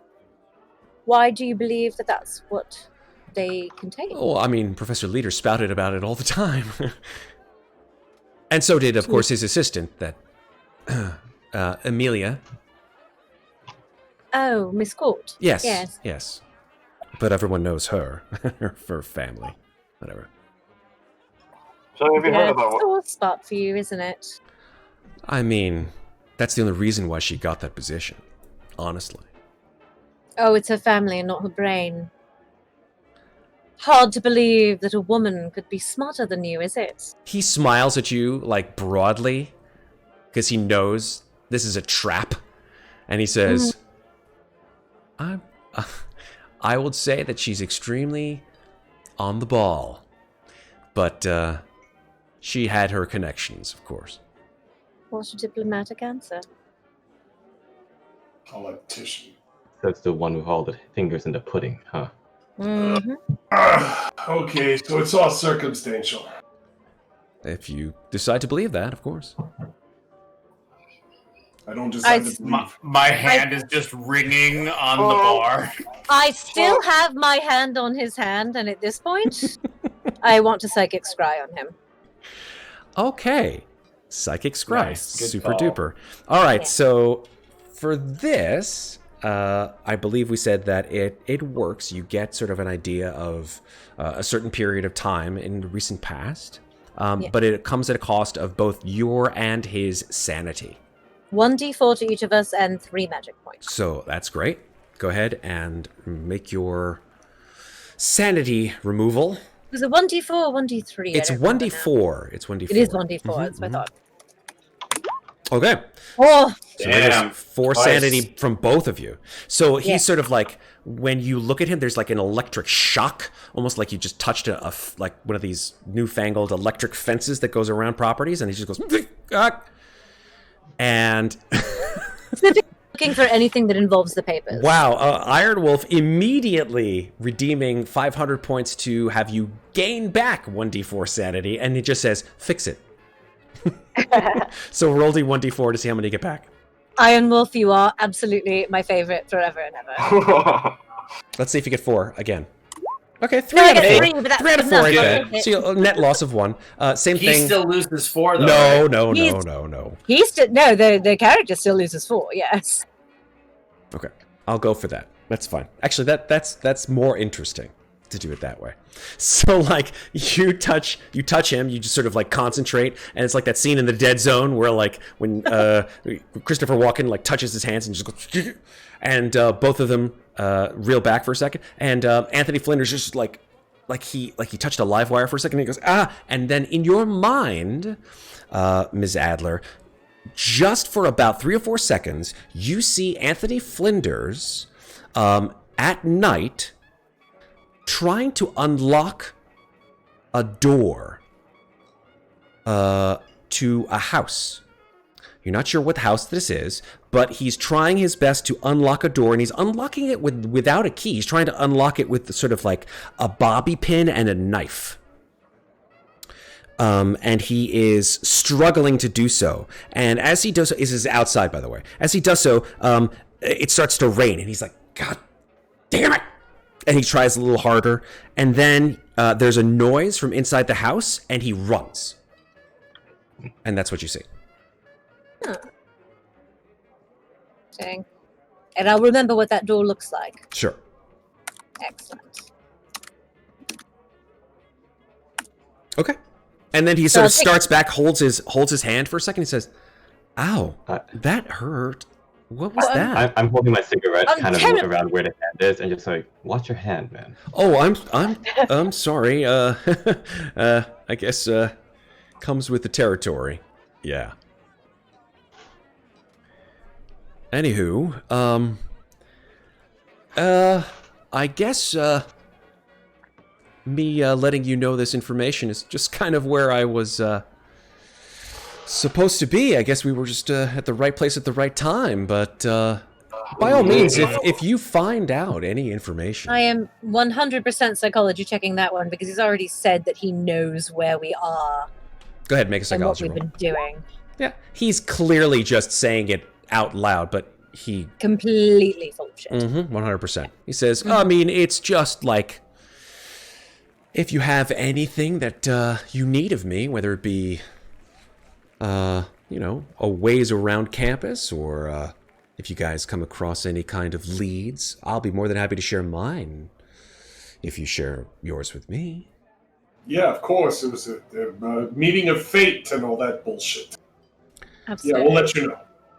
Do thank you for your time, Miss Flinders. Of course. I'm just going to turn to Winthorp and be like, so when was the last time you saw old Vandy?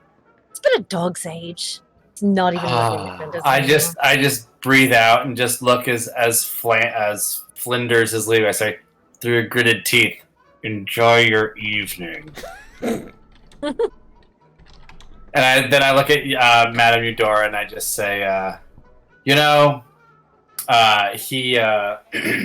he's doing all right.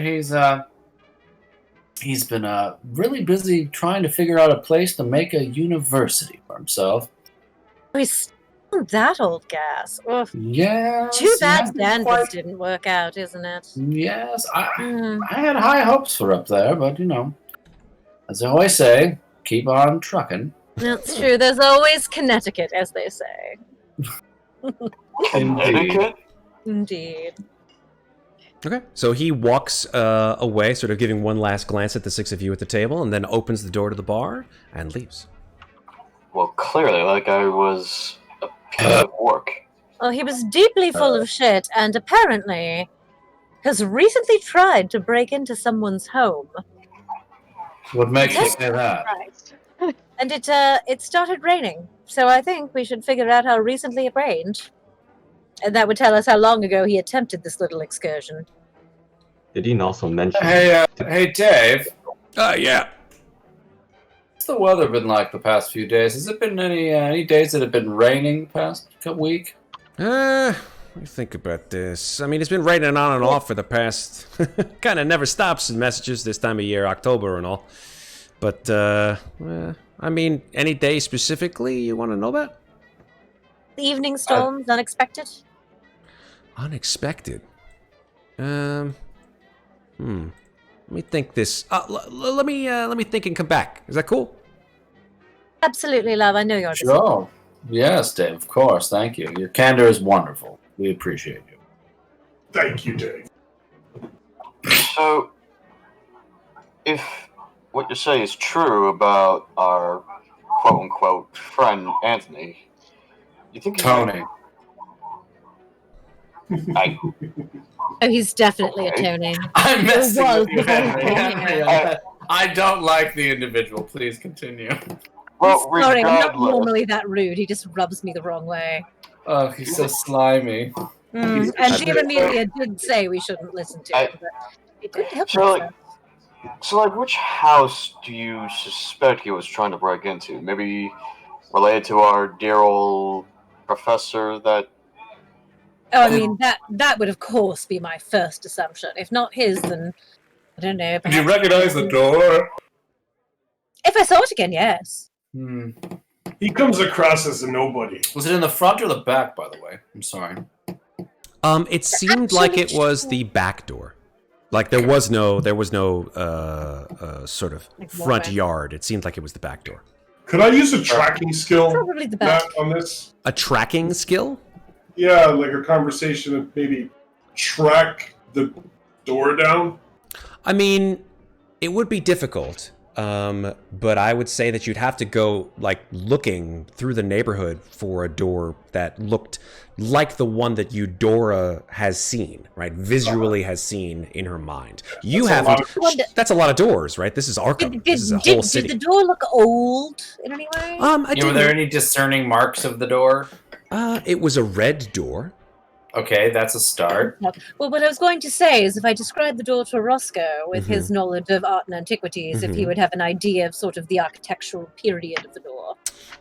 I mean, yeah, you could. I'm going to say that if you do so, then Roscoe could make a, let me see. I wouldn't say appraise. That seems a little off. But let's see. What's the appropriate skill for this, Roscoe? Anthropology? No. Archaeology? Archaeology. It would be archaeology. History, probably. No, it would be archaeology. History, history or... I'm going to go ahead and say history would be fine, or... I'm going history. History would be fine, or appraise. History or appraise? I'll take appraise in green, right? Yes. You mind if I... Oof. 89. You mind if I do history? Sure. It'll be different information, but yeah, go for it. Really? Ooh, close though. In 84, so you could use luck, or you could push the roll. Either one of you could. I'd rather... I could describe it more in depth. Okay. I mean, I'm gonna try to push it. Okay, how are you going to push your history? Really? Explain to me. I will describe it to him even more in depth. Okay, and what would he do? That and Perhaps hold his hand while I do it. See if I can try to psychically impart a little bit of my vision. It doesn't work two ways, unfortunately.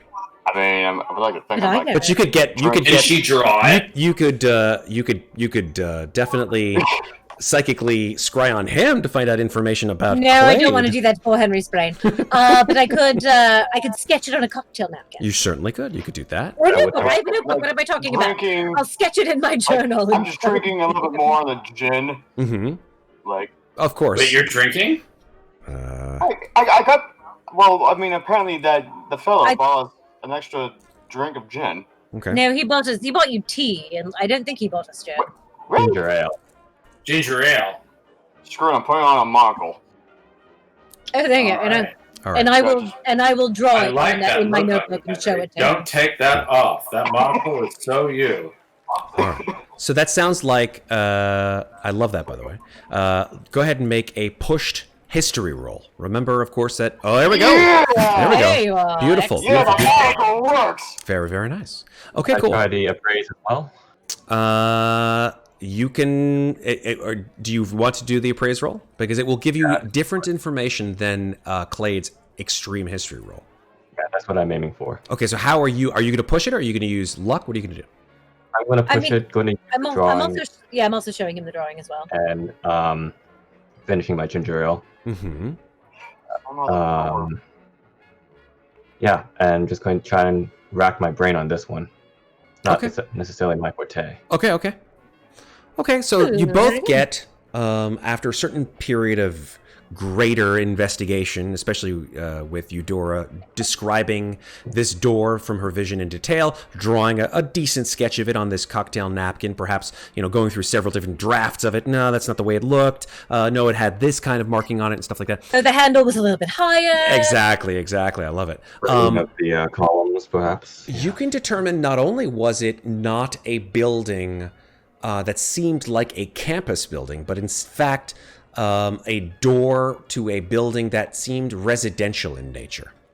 That it was a house, someone's house. Where this house might be on campus or off campus is unknown. It's worth a bet that this is the Hub House estate. Well, how about in terms of Oh, history? that's another good choice. Well, that gives us 3 potential locations. We've got the Hub House Estate, we've got Professor Leader's house, and we've got Roach's house, which is, I'd say, on the low end of probability. But I'll even lay it out for you even further, just because I'm a nice keeper, Yeah, and I want to give you also- guys all the potential options that we have discussed so far. So Don't as get much.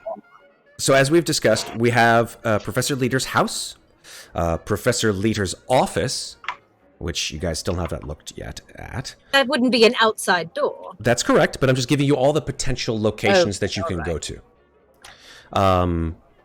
Professor Leader's house, Professor Leader's office, the Hob House Manse, or mansion, which was the original place that all this information was gleaned from, the papers themselves. There is the Roadhouse, which you guys have discussed as well. There is as well... there was mention of Professor Roach's office. I don't believe his house was mentioned, but you can, by all means, go ahead and start searching for it if you'd like. There was also... let me see... yeah, that's it so far. 6 places? I didn't really, count, but yeah, I assume. it's somewhere really, around there. from what I was just typing here, it seems like Leader's house and the Hob House mansion are the 2 best bets. Especially if something moved inside the house. Finding out when that rain happened, because... Oh, that's a good point. Actually, Well, Dave does come back after you guys are talking for a little bit. He says, I mean, it's been rainy all month, but I mean, it only really started in early September, like around the 9th or the 10th. Cute. And once he's gone, I'm going to ask others, when did Professor Leader die again? September 24th. Right. A Well, week ago. also, would he be stupid enough to try to break into Leader's house when Leader would be there? I mean, He was a massive douchebag. That is true. It's very accurate. And Emilio said that Leader would lock himself in his house for hours at a time, so maybe he didn't realize that he was inside. True. Or the Hop House Mansion. The Hop House Mansion was empty because no one lives there. Is that correct? That is correct. I also have some somewhat depressing news. Bill, we've had another redemption. This one directed towards you. This is 1d4 sanity loss for Bill. So, Bill, would you mind rolling 1d4? For what? It just says this is a redemption. This for Somebody redeemed points in the chat. Oh, it's Dracon. Jeez. Dracon to go fuck himself.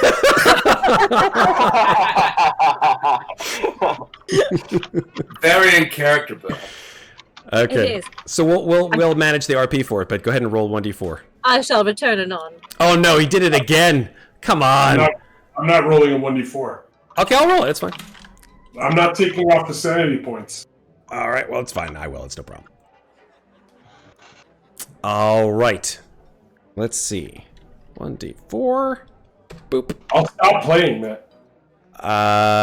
We could talk about this during break, all right, dude? That's fine. Yeah. All right. That's fine. Let's keep going. Anyone who wants to keep going, let's keep going. I think let's keep going. Well, it is 8:30, so... Oh, you know what? It is. It's time for the break. Let's do the break. It's 11:30. Let's do it right now. I think that's a good point for it. And thank you for the bits, Iron Wolf. I appreciate it. And yeah, let's take our break. I think you guys will decide where you guys want to go next, right? And yeah, and hopefully when we come back, you guys will decide where it is that you want to go. Great. Cool. All right, let me get our break time ready. How's a good 7-minute break? Is that good for everybody? Sounds fantastic. Super duper. All right, folks. We'll be back in 7 minutes. Thank you for attending. 7-minute break. Oh, of course, I just missed it. So yeah, we're gonna go ahead and come back in 7 minutes. We're gonna take it's 11:30, right? So when we come back, we will see how everything's going. All right, cool. Thanks very much. Have a good one, and we'll see you in 7 minutes.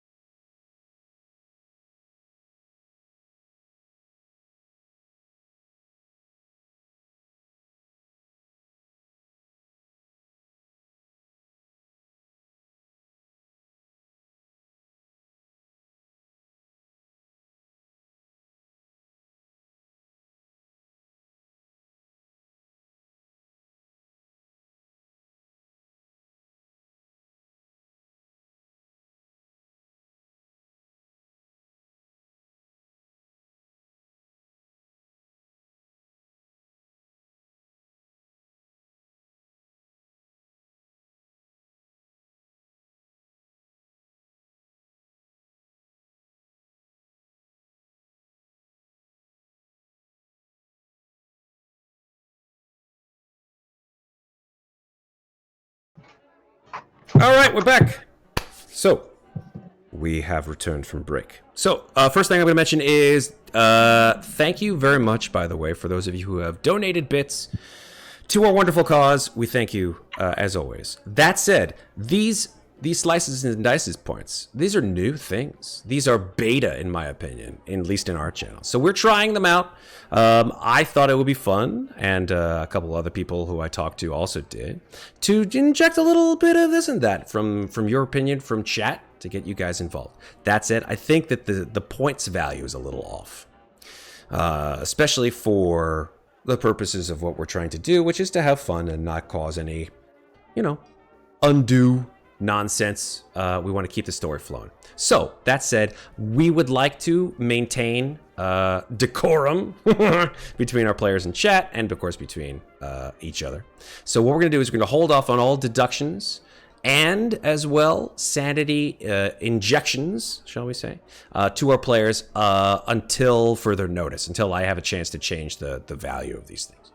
So, I appreciate everybody getting involved. It was fun for a time, but I think we gotta work on it. We gotta workshop it a little bit.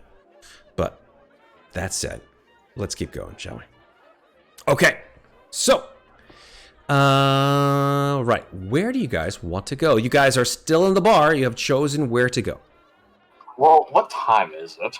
I would say it's getting rather late, isn't it? It is. I'd say you guys have been there for about an hour and a half, so it's almost midnight. Almost 11:30. Yeah, we should go find a place to sleep. Yes, we should probably hunker down for the evening. Do we have a hotel room? There are several hotels that you did see in the area as you drove through. One, which I'm going to... Actually, two of them. Let me just get them out for you. Where is it? Here we go. One of them is called...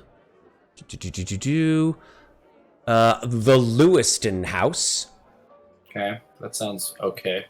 And one is called Franklin Place. This one looked more like sort of a motel, more like a room and board kind of thing. So Lewiston House it is then. Yeah. Okay. The Lewis. say, Yeah, go ahead. Sorry. I have to say, either Lewis or Franklin we're moving in with. Okay, Lewis and Franklin. I didn't get that joke. Sleeping in the car. Anyway. No. Okay, so Franklin Henry. Place. I just offer him another cigarette. Lewiston Like this House. this is gold. I want to see this keep going. I snatch it out of Winthorp's hand and I say, "Don't be mean." Damn it, Eudora! Let me have a good time. And I just light one. I take it and I put it in my mouth and I light it and start smoking it. And then I gesture for him to give one to me as well. I give him one. I give her one. And I kind of offer it to anybody else that wants one. I just shake my head. No, I don't give it to you. Probably Clade. for the best, Henry. I ask Vera and Roscoe and Bill if they want one. I'm going to circle where Lewiston House is with an awful freehand circle right there. That's Lewiston House right over there in the Call that a circle, Matt? Mm-hmm. I don't call it a circle. I call it a That is where we shall go. That is essentially Lewiston House. My token is so tiny. There it is. I open the front door and look for the concierge. Okay, let me just turn off the music since you no longer are here. You open the door. Little bell rings, ding ding, over the door that you guys enter. You see a sort of an older gentleman wearing a terry cloth robe as you open the door, and he's late comers. One second. And he sort of like waddles behind an oak bar, opens up an enormous book, and says, "Welcome to Lewiston House. Yeah, can I help you?" Well, first of all, apologies for coming in so late. Second of all, we would like a room or two, like for all. Or 5. Or a suite. How many do you have available, my good man? Oh, quite a lot of rooms available. 9 rooms, 9 vacancies. Mm-hmm. Have any Six, suites then. available or adjoining rooms? Oh, there you are. We have adjoining rooms. None of our rooms are adjoining, unfortunately. Each are their own rooms. All right, then that's fine. Well, then we will likely take about at least 6 rooms. Yes, please. Very good. Please sign the ledger. And he just like shoves the book at the towards you guys. Yes, I'll Quickly sign my name, Dr. Nathaniel Winthorp. Okay, you guys just go. And mine into as well. Yeah, just down the line. Henry Clade, yes. Cool. All right. Richard Freeman. Richard Freeman. Love it. Assume Vera does her own as well. So she's welcome to stay with me if she likes. It's up to her. I mean, she's not here, unfortunately, to speak When she about comes that, back. but when she comes back, she can tell. And yeah. Vera, would you like your... Oh, she doesn't have earbuds in. Give her a moment. What happened? Vera, would you like your own room, love, or would you like to stay with me? Oh, I think I'll take the room next to yours. Thank you. Perfect. Just want to check. Very good. And Bill, would you like to sign the ledger? Sure. Okay, super. Bill signs, and all 6 of you has signed, and he sort of turns around, grabs 6 keys, and offers them to you in sort of like a fan. Like, take as many as you'd like. I'll let the ladies choose first. Vera and I'll choose rooms next to each other. Okay. I'll take the one next to yours. On the other side. Okay, very good. Behave yourself.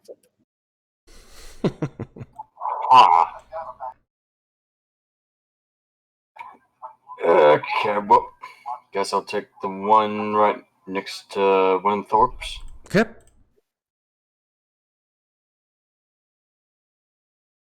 All right. Bill, what about you? It doesn't matter to me. All right. Yeah, we could either or. Cool. All right. As the 6 of you enter your rooms, you all notice that the rooms are essentially extremely similar. They are all single bed, single occupant rooms with a small lavatory off to the side. They all have windows that look onto either the street or onto a side street. I want you all, as you enter your individual rooms, to make POW checks. Right on the kisser? Damn Is right, there a Clade. ghost? Ooh. Okay. Fail, hard, Thank success, hard, hard, hard. Fucking Christ. Okay. First success of my evening. Good job. Jesus. Okay. Everybody succeeded except for Roscoe. Okay. Oh, wait, we're missing one. We're missing Vera. This didn't work. Oh no. She'll probably have 3 POW checks come in success. Just boom, boom, boom. Success.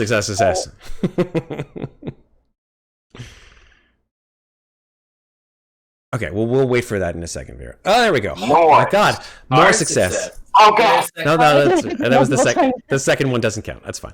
All right, very good. So everybody succeeded except for Roscoe. Wow, interesting. Okay, cool. So all of you shuffle into your rooms. I assume you all say goodnight to one another and shut the doors for the night. All right.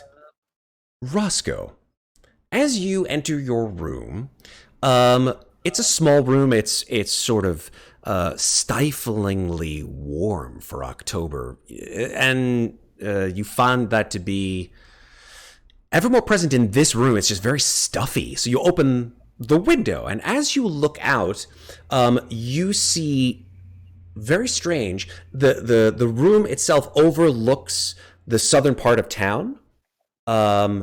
You can see houses, you can see trees mostly, but over the houses, over the roofs of the houses, you see this strange reddish glow that sort of moves through the clouds. It looks to be very large, whatever it is. Maybe it's one of those newfangled aeroplanes with the lights on it, but it's strange because you don't hear any sounds of an aeroplane. You don't hear any as it goes through, but it's just a red light that passes through the overhanging clouds and then passes out of sight.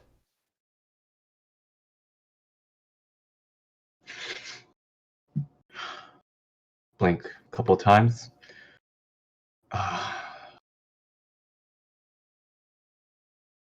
I look back out. Okay. Same street that you saw before. Leaves blowing in the wind.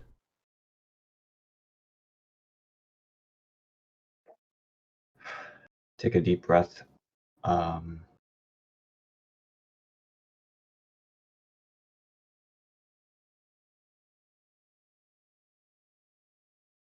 They're good people. Say that again? They're good people. Yeah, they are. And I smile. I'll leave the window open for around half an hour to an hour. Okay.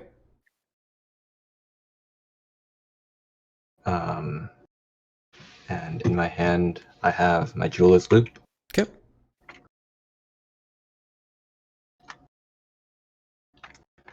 Eventually, I go to bed. Okay, very good. The wind blows crisp and cool now that the windows are open for a time, which alleviates this sort of stuffiness in the room. But you're able to go to sleep. In fact, all of you are able to go to sleep. I want to do something before I go to bed. Yes, go ahead. Something I have not done yet this evening, which is after I've sort of gone through the room and checked all the drawers and made sure nothing seems terribly amiss, I'm going to array myself on the bed and pull out the cards. Okay. After I cut the deck, I'm going to draw 3 of them in order. So the first card that I draw is the sun. Okay. Place that in the middle. And I'm going to draw the next one, which is the Ace of Cups reversed. I'm going to place that to the left. And the last card I draw is the Emperor reversed. I'll place that to the right. So the sun, which represents the present, represents accomplishment, success, and satisfaction, which makes me feel a little bit good about that we've accomplished something today, that we have perhaps maybe on the right track of where we want to be. In the past, the Ace of Cups reversed, I see egotism and selfishness. Mm. And I don't know if that necessarily relates to us or if that relates to what we are investigating. But that does sort of give me an insight into perhaps the motivations of others that have brought us here today. And then finally, the Emperor, which is, I feel, the one that I could not find the last time I needed it. It is missing from my goddamn list. So I'm going to Google it very quickly. And one of these days I'll actually have these all memorized and it won't matter. Interesting. In the future, I see a loss of authority and a lack of discipline. I like these readings. Yes, and that leads me to wonder whose authority will be lost. Will it be ours? Will it be whoever it is we're up against, which we still haven't figured out? Not entirely sure, but to think about as I go to sleep. Cool. All right. You all don't really remember your dreams as you have them, which is odd. When you're at home in your beds, in your own comfortable beds, in your own comfortable lives, it's relatively easy to remember dreams, whether they be good or bad. But here in this place, none of you remember your dreams. You wake up in the morning, it's almost as if you've fallen asleep and then immediately have woken back up again. Hate that. It's a very disconcerting feeling. But you all wake up at approximately the same time and prepare yourself for the day. It's about 8 o'clock in the morning. What do you guys want to do?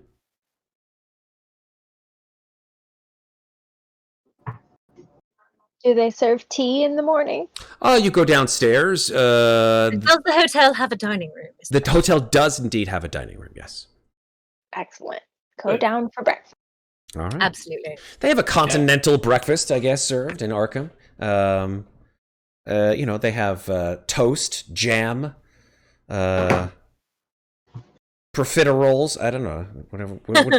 Little Belgian waffle. Maybe? Yeah, exactly. I mean, this is not like a 4-star hotel. It's a nice hotel, but it is Arkham after all. It's not Boston. It's not New York.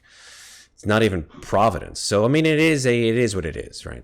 There's probably sausages, bacon, eggs. English girl needs a bacon. Yeah, exactly. So you can fill yourself up on that. And coffee, black coffee usually. Bacon toast and coffee, please. Done. There's no cream or anything for that coffee? There's cream. There's a jug of cream. Yeah, I would like to put a lot of cream and sugar in my coffee. Love it. You guys watch as he just like pours half of his cup full of cream, pours sugar like this, waits, and then takes the coffee pot and just goes. And then just starts Coffee sipping. with that cream, my love. I'm sorry, I don't like the bitterness. Clade, do you work out on a normal basis? No. You should. Why? Just got one of those metabolisms, darling. Do you know what diabetes are? No. Does anybody? Wait, I think in the 1920s. I'm gonna have to do some Google searching on that one. Yeah, should I make a roll? Sure. Make a medicine check. Roll against diabetes. All right, I'll do a medicine check Roll too. against diabetes. This is awful. Meanwhile, I'll be on Google. Hold on a moment. Well, I don't know shit. Okay. Yes. Your roll was a fail. Cthulhu was created in the 1920s. Oh, there we go. Thank you. Okay. Alex. So this is probably why. So yeah, fails on both Clade and Winthorp. You probably don't know what diabetes are, Clade, but just ease up on that sugar and fat, would you? I'm sorry, I'm more of a historian, not a doctor. That's why I'm telling you. Darlings, it's far too early for antagonism. I say over my very, very black cup of coffee. As I slowly pour the smallest amount of cream and mix it in my coffee, you're right. And then I just start drinking it slowly. But then it must be noted I pile a ton of jam on my toast. And then you see me take buttered toast and make a bacon sandwich out of it. Oh, no. This is making me hungry, and it is the wrong time of night to be hungry. Honestly, it really is. I'm going to go get chips and Girl Scout cookies. Breakfast is the best time. I ate a sloppy Joe on the breaks. Oh, God. Oh, nice. What is Roscoe eating? I'm having some toast with bacon and 1 sugar cube and coffee, and I mentioned to Clade, it seems that since you like tea, I've heard that over in the East they have a powdered version of green tea that you might find enjoyable. And also... That sounds delightful. You'll have to introduce me. We call it matcha, I think. And I believe if you have a cup of this, you will probably be reading your books for days. Why have I never heard of this until now? Huh. Well, it's a very closely regarded tradition of theirs, I hear. Oh, shoot, I need to find some books. Where can I find this again? I'm at my shop. I've been stockpiling a small collection for you. We shall have to have a tea party when we get back. Oh, we are definitely having a big tea party when we get back. What is Bill eating? Eggs. Lots and lots of eggs. What kind of eggs? Eggs Benedict, by the way. That's what I'm having. Oh, I didn't realize there were more than one kind. But okay, sure, I'll go with it. I thought there were only scrambled eggs. Yeah, that's what I thought too. But hey, maybe Winthorpe called in for fucking Eggs Benedict. He's just like, Benedict. And then bam, all of a sudden they just become Eggs Benedict, I guess. I don't know. These eggs are especially traitorous. Well, I think... You know what? I prefer my eggs side up. Okay. Yeah, I mean, they probably have like sunny side up, scrambled. I don't know, but I mean, you could probably sort of make an eggs Benedict with like an English muffin, but it's not a very good one because there's no hollandaise sauce, and you can't really have eggs Benedict without hollandaise sauce. Fair. So it's a bastardized eggs Benedict. Okay. Sure. And last but not least, how about Vera? We'll call it eggs bacon dict because. Oh God! I'm gonna lose it. I'm gonna lose it. This is a Call of Cthulhu game. You cannot make a joke like eggs bacon dict. Yes, I can, and I just did. God damn it. And you died of laughter. I should get inspiration, and I bet chat agrees. I think a guy need to mess with the Zoom thing again. Yeah, sorry, I got booted, so all of our windows may have moved. All right, I'll move them back again. Sorry, That's internet right. decided to be an asshole. Okay, It's okay. Mine was having a real hard time too. All of a sudden, Matt was like, On mine, no, literally, I could hear them, but all of you froze, and I'm just like, shit, is it me or them? That's I don't know. Vera, what are you having for breakfast? A bit of fruit and one piece of toast and just one egg and a bunch of coffee. That tracks. That's about right. 1920s. black, right? Mm-hmm. Yeah. All right. So you filled your guys' stomachs up on breakfast. You guys are powered and revved for the day of your investigations. Where would you like to go first? It's either Hob House or Lichter's house. What do we think? It's a bit early, so should we go to the deserted house first? Well, we were gonna visit the office of the crime Oh, scene. that's right. Yeah, did we yes. want to go to his office first? Oh, and we do need we to should see go to Roach his as office. well. We can't see him till today. Ugh, so many places to go. So little time. So many crime scenes to file Kinky. clues under. So little time.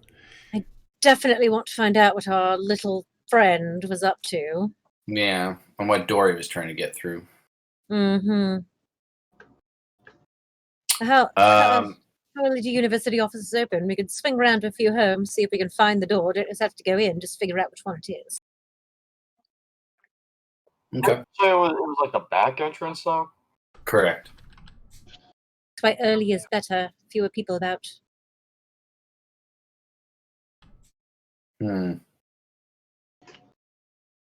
Let me give you guys the sort of gist of where it is that you guys can go to.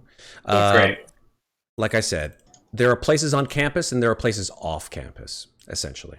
The places This on is campus, right? This is the entire Miskatonic University campus. That's correct. Where you guys are right now is obviously the hotel. I'm going to mark in with a big red X where you guys have been. Obviously, this is actually not a big red X. It's a purple X. Yeah, you guys have obviously been to. Prince would be happy. You've been to the women's dorm. You've been to Gleason's. Why have it with purple? Because I'm purple right now. And all the rest Purple of Rain. It's because of Roll20.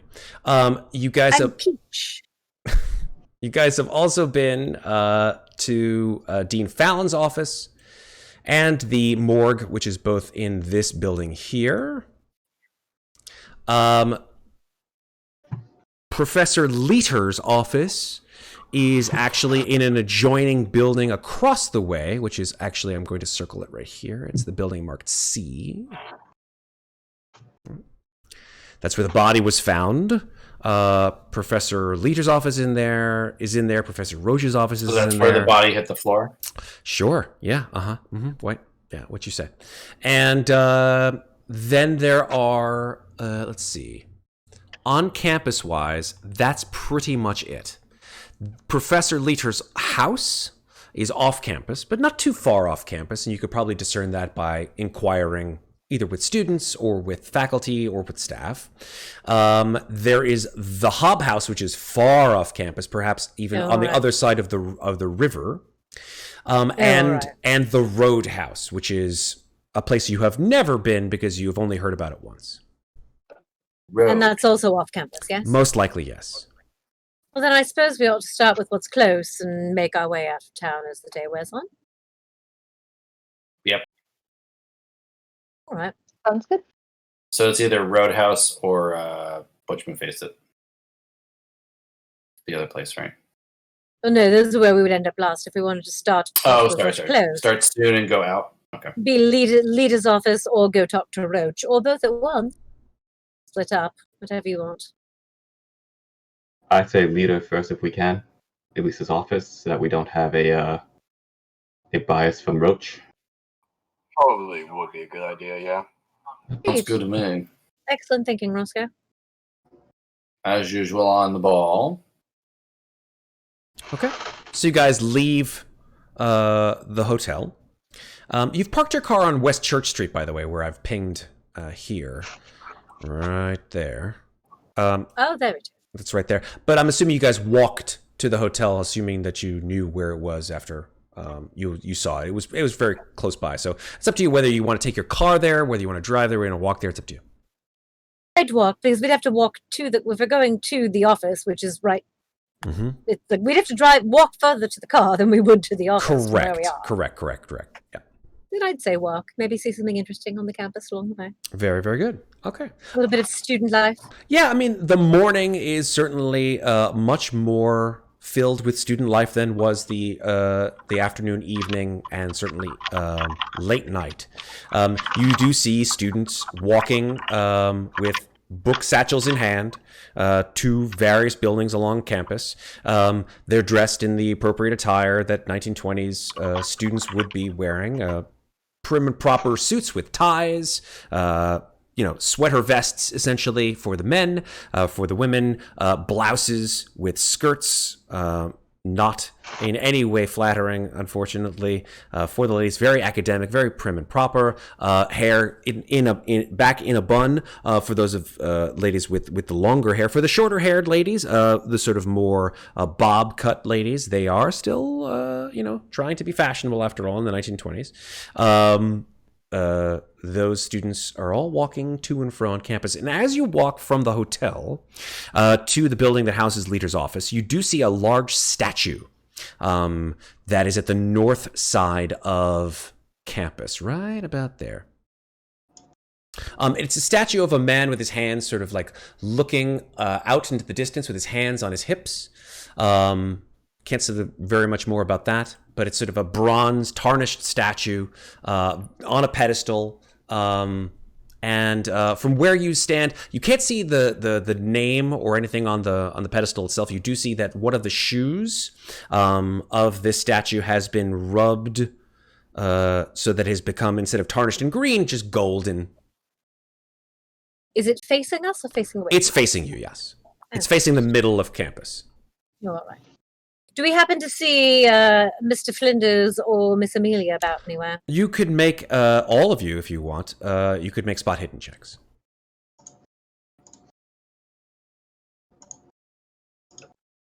Very nice. Look at all these extremes popping out.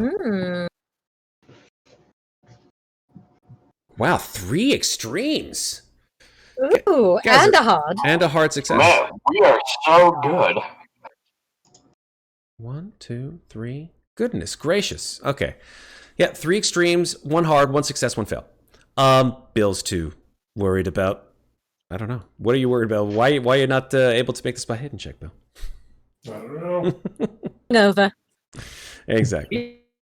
All right. So, yeah, I mean, you guys are all searching around campus for Amelia or for Flinders. You don't see either of them.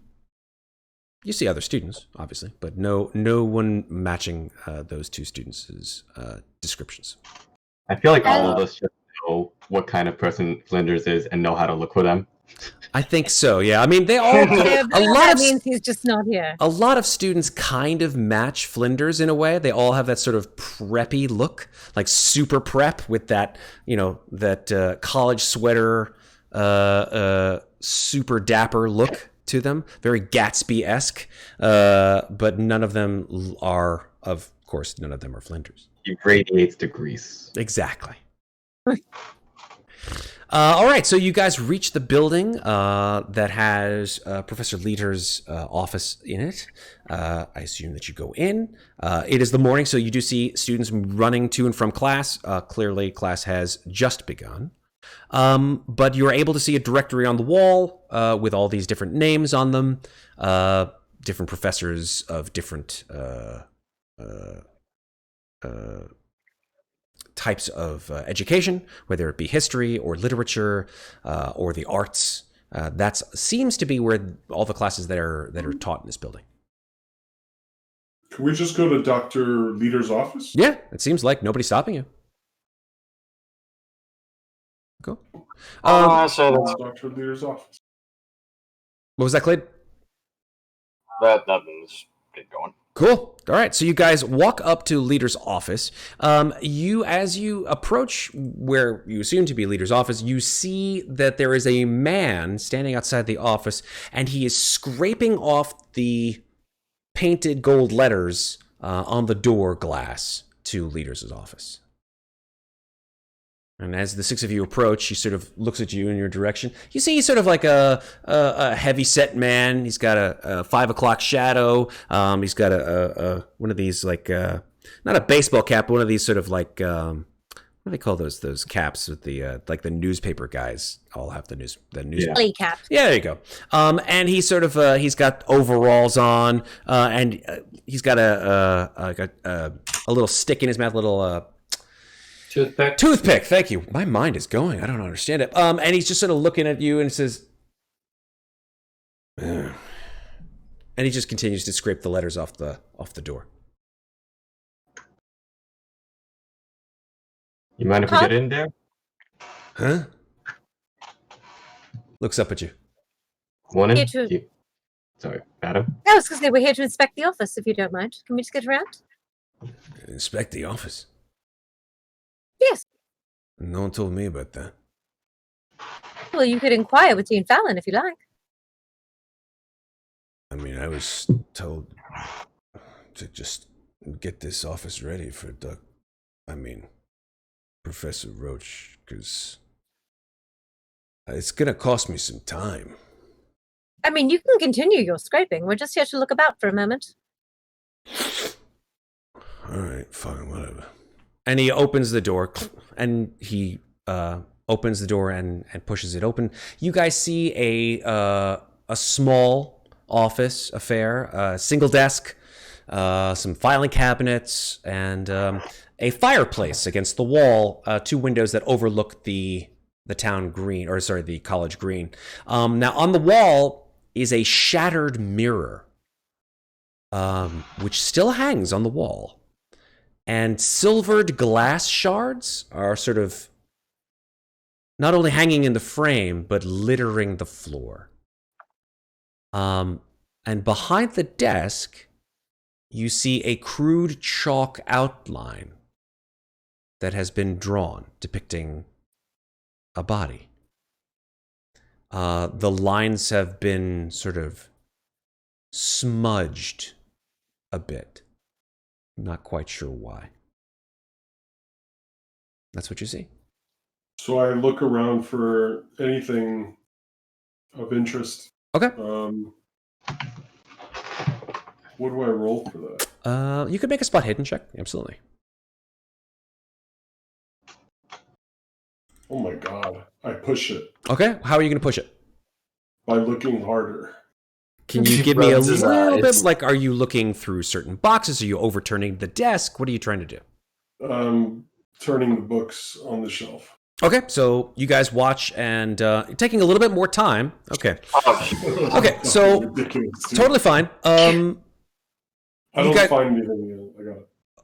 Okay, so you guys watch as Bill walks into the room, starts looking through the desk drawers.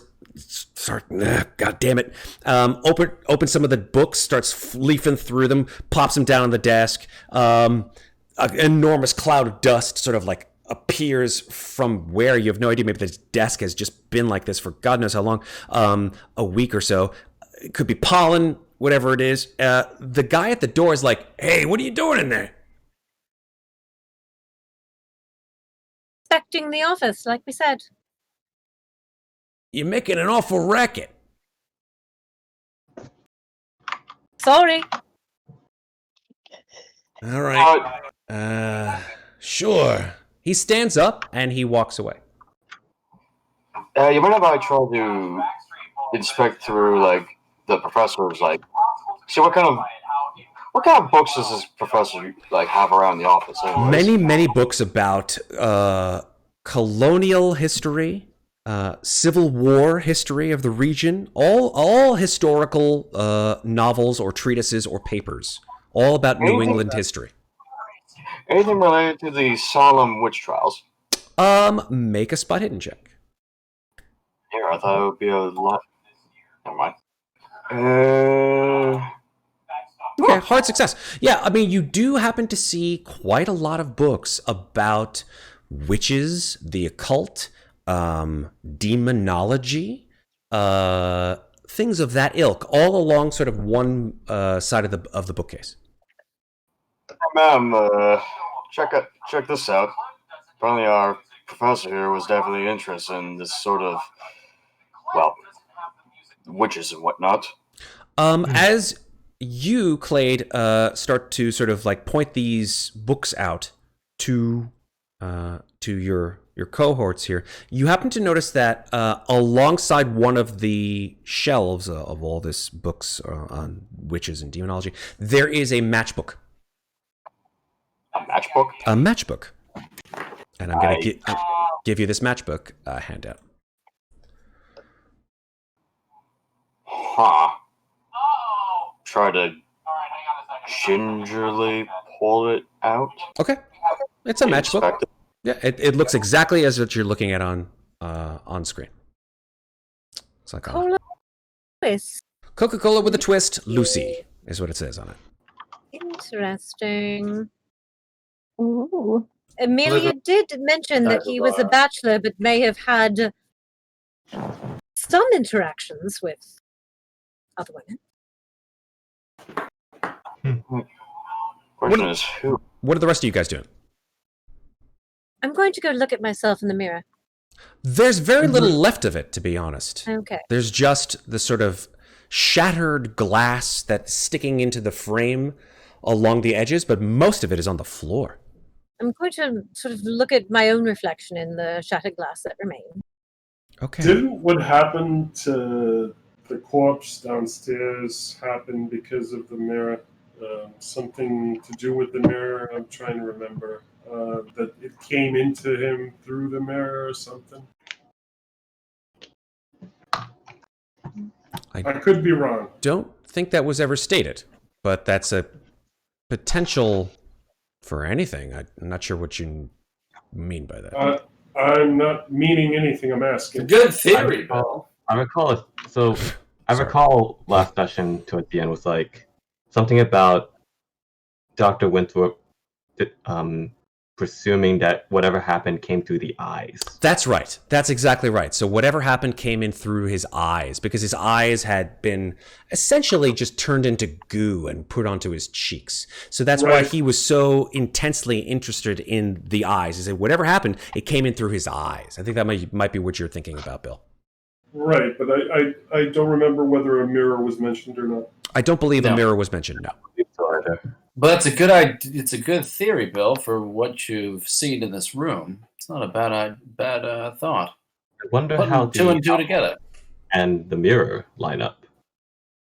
How the what? The outline on the wall and the mirror. Right. Where is the chalk line in relation to the mirror? Yeah, good question. Right. So the chalk line is essentially almost directly in front of the smashed glass, maybe 2 or 3 feet away. Makes sense. I nervously look at the desk that had previously had a cloud of quote-unquote dust from the book. Yep. And I step away. Okay. Trying not to breathe. Okay. What do you do? Just look at the desk? I'm also going to look around for like, was Clade looking at books and stuff like that? Yeah, Clade is showing some of the books that he's found on the bookshelves to various people, while Eudora is looking at these mirror shards on the floor. I was looking at myself and what was left of the mirror in the frame. Got it. Yeah, I mean, it's just smashed glass, Eudora. Can I just sort of inspect the mirror to see if anything seems strange or off about it? You could make a spot hidden check, yeah, sure. Now, why would the professor be interested in this sort of material, though? Wow, critical success on the spot hidden. What do I automatically get to roll for that? So you automatically get to roll a 1d10, which adds to your spot hidden roll. So you can add 3 to your maximum spot hidden. Thank you. Yeah, with a crit spot hidden, you can tell just by the pattern of glass exploding out that it's kind of hard to determine which of these two situations took place. Either A, the glass exploded out from the mirror, or the glass was intensely and powerfully shattered by something, which then exploded out. But either one of those two things occurred. So, were there any shards of glass on the face of Lictor's body? No. Yeah, its outside was totally pristine. Because this mirror decidedly exploded. Either from a force from behind it or from somebody hitting it and then it bursting outwards, but there should be... Is there glass on the desk? No. Or is it only on the floor? Only on the floor. How does the position of the body look? Like, in terms of... Yeah, I can't write this. It looks like this, right? It's the old joke. Show me, Matt. It's the old joke about the cat who got run over on the road to somebody's house. The guy drives over the cat, and he immediately goes to the house that's nearby, and he goes, knocks on the door, and he says, "Excuse me, I think I ran over your cat." The guy goes, "Well, how do you know it was mine?" He goes, "Well, it kind of looked like this." He goes, no. Before you ran it over, did you see it? He goes, "Yeah, I looked on the road before I ran over." Guy says, "Well, what did it look like before you ran it over?" He goes, so yeah, bad joke. Anyway, I haven't heard that joke in years. God. All right, what I'm actually going to do is I'm going to stand directly centered in front of the mirror. Okay. And see if it's possible for me to fall into where the outline of the body is. Okay. It is possible. Yes. Okay, so it is decidedly possible that he was looking to... I was trying to figure out if something burst out of the mirror and then killed him, or if he was staring into the mirror when he died.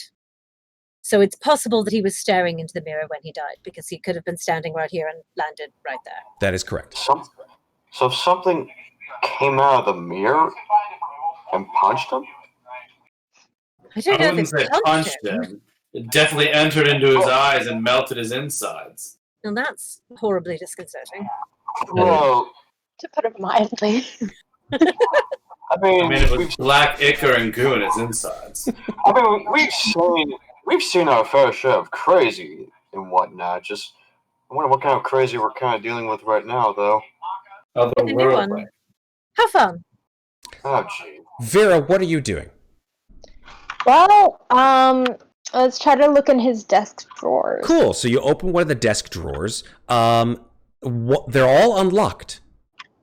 Surprisingly enough, you see a variety of papers, mostly receipts, it seems.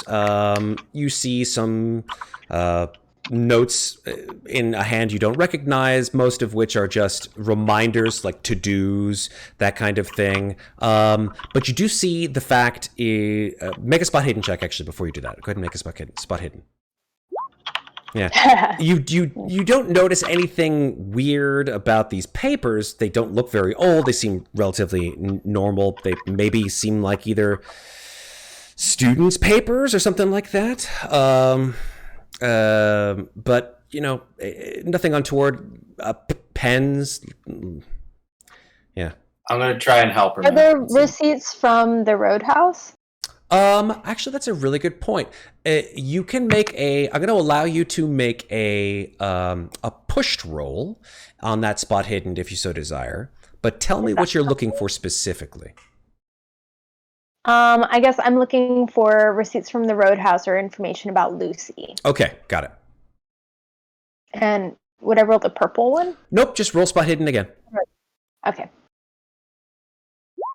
Okay, yeah, you spend some more time. You guys have been in there now 5 or 6 minutes. You're looking through these receipts. You see a whole lot of order, orders from different restaurants, receipts, clothing receipts, a couple of weird tickets which don't make any sense to you. You put those away. Nothing that mentions the words Roadhouse or Lucy or anything like that. Can I go over and help her, Matt? Yeah, what are you trying to do, Winthorp? I want to come over and try and help her decipher about these papers. Vera, what are we looking for exactly?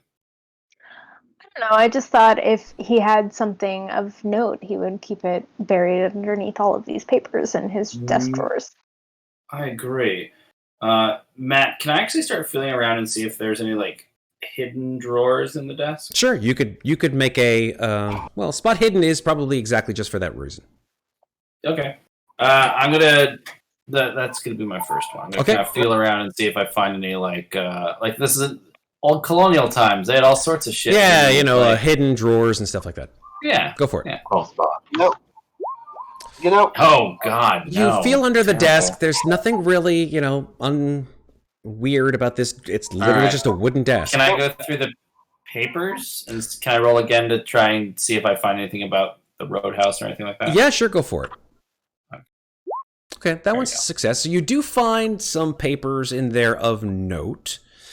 You don't see anything about the Roadhouse, but what you do find amongst the papers in the desk are... Where is it? A set of... handout. Yeah, there's a set of blueprints, actually. It's sort of rolled up and stuffed into the back of the desk, which I'm going to show it to you right now as well. Okay.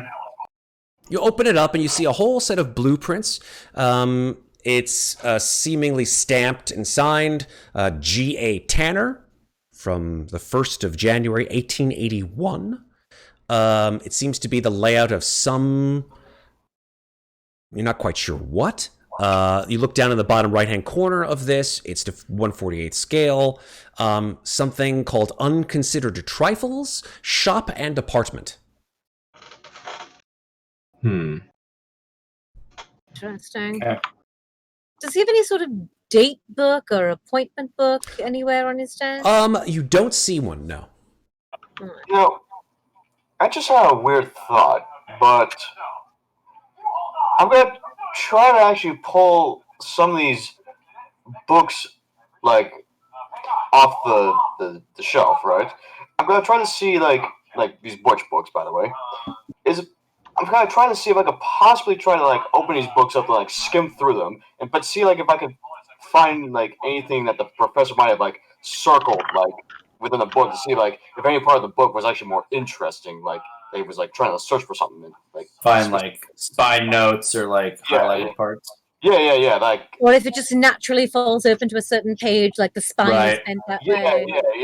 Yeah. You could, which there's like, let's just call it let's say there's 3 or 4 books of that kind on the table. Just pick a random book and then you want to open one up to see if it sort of opens up. Yeah, like, okay. As long as it's like, related to like witch stuff. So. Yeah, absolutely. In fact, yeah. That's fine. So you open up a book. It actually does kind of sort of fold open to a page because there is inside that book a bookmark. But it's not a bookmark per se. It's a receipt. Ooh. Which I'm also going to give to you as well as a handout. It is a receipt. A receipt. Nice. It's a pink receipt from Wilcott and Thaxter, locksmiths, speaking tubes, and electric, although it's spelled wrong, electric bells. Order sheet September 12th, client liter, quantity 8, fit new deadbolts on windows and front and back door for a costly sum of $4.14, and 2 locks changed, $1.45. Paid, amount due $5.59. Well, we might know whose house our little friend was trying to break into. Are there any keys anywhere in his desk? There are no keys that either Winthorp or Vera or any of you have thus far found. I have not made a spot hidden roll yet, so I'm going to do that. I swear, I'm a goddamn genius. Yeah, you cannot find any keys. Do you require assistance? There you go. Oh, Roscoe. Roscoe looks around for keys. Unfortunately, does not find keys on either the desk or inside the desk.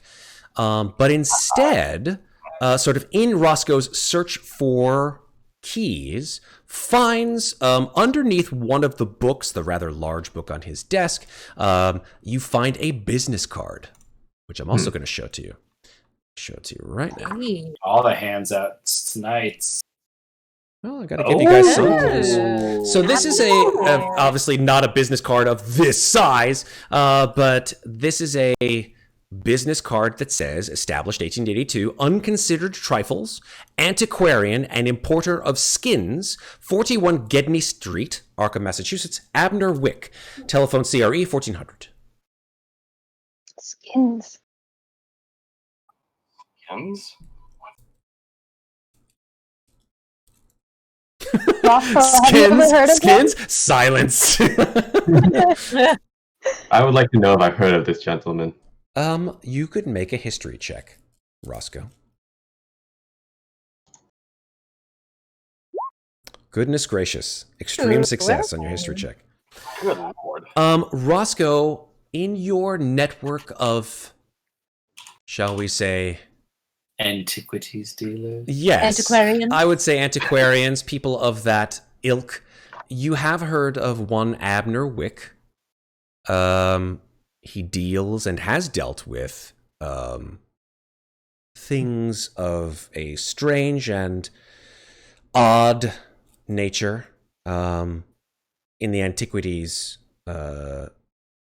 area, in this area of Massachusetts for a very long time. You did not know where specifically he had set up shop, in that he seems to have his shop in lots of different places, whether it be Providence or Arkham or Boston. You've heard tell of him having as well a shop there. But him being here in town is quite interesting. You see a small smile sneak out the corner of Roscoe's mouth, hidden slightly by the mustache. Look in the office. What can I roll to try and see that smile? It depends if Roscoe is hiding it. I am trying to hide it, but it's probably not going very well. Go make your stealth roll for your mustache, Roscoe, and Nathaniel, make your spot hidden for your mustache spotting skills. God God damn it! All right, make your 1d10 to increase your spot hidden right now, Winthorp, and then increase. But yeah, you are just in the nick of time, Roscoe. You're just like, my God, with a 10. Oh my Goodness gracious! Did I only got Start to hitting up 3? to 79. What is up baby. with your 79. eagle-eyed So then Winthorp? again, this is what happens when I roll all fails, one after the other. It happens. What are you gonna do? Why does the criticals happen to me too? When Wish this happened later. It makes you survive. Don't complain, right? So. true. I hope we don't run into any baddies later. I mean, that's kind of the way this game works. Are we the baddies? No, I don't think you're the baddies yet. Bill, what are you up to? You've sort of rifled through these books, haven't found anything. Everyone else is off in the corner, sort of finding various clues, and you're just like, "What are you up to? What are you doing?" There's nothing here besides the fact that there may be a connection with the mirror and his death. Okay. I don't know how to piece that together. Okay. So we'll have to go look somewhere else. Okay. Where do you have an intention of looking, Bill? I would like to check the Roscoe house where the papers were found. The Hob House mansion. Hob house. Sorry. Okay. So Bill sort of looks around to the five of you and says, "What do you say, Bill?" I'm gonna go check the Hob the Hob Hob House. Yeah. The Hob House mansion. Sounds like a good idea, Bill. I think we found pretty much everything we've needed here. And does anybody else see anything? I just want to really quickly look around. Is there a phone book or a local directory anywhere? I would say with the spot hidden checks that you've done, no, you do not see one. What about the one I had? Nope. Damn it. Sorry, Critical. There just isn't one there. I just want to find out if, of all these places we need to look, if the locksmith shop was near the antiquity shop. I wanted to go see if I could perhaps charm them into getting a set of Professor Lita's keys. But in the meantime, Hobhouse sounds like an excellent plan. We can always come back to town. What a strange name. Hobhouse. Jeez, isn't it? I don't know. I mean, who names a house Hob? Mr. Hob. I mean, that's a good point. It lights up the table. Still a strange name. All right, the Hob House. It's a Hob. Hob House in the middle of the street. Hob House. All Are we right. riding in the same car? Did we take 2 cars up here? I think you guys took 1 car. 2 cars. No, Two? we took 2 cars. No, I think we took 2 actually. No, I drove my car, and Eudora. Actually, we were driven. Okay, In my car. got It it. was, Yeah.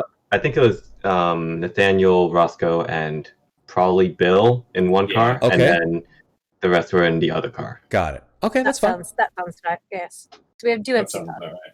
Okay, very good. I will go ahead and switch you to the main map of Arkham since you guys are traveling out beyond the campus, where you guys are right here, which is, I'm just going to move your car. I know it's humongous, but don't worry. Man, Matt. Oh, there it is. These new things that you have. That guy hooked you up. He did. I wonder who that guy is. There are several things that we should do a shout out to RPGNook, who supplied us with a great deal of information. So shout out to you, RPGNook, and thank you so much, because this is really great to have for the use of the scenario. So here we are. Check out their YouTube channel. We're going to move you guys. We'll just assume that you took 1 or 2. It doesn't matter to me. Cars, and after inquiring where it is that the Hob House Mansion is, you find that it is right on the edge of town, right about there.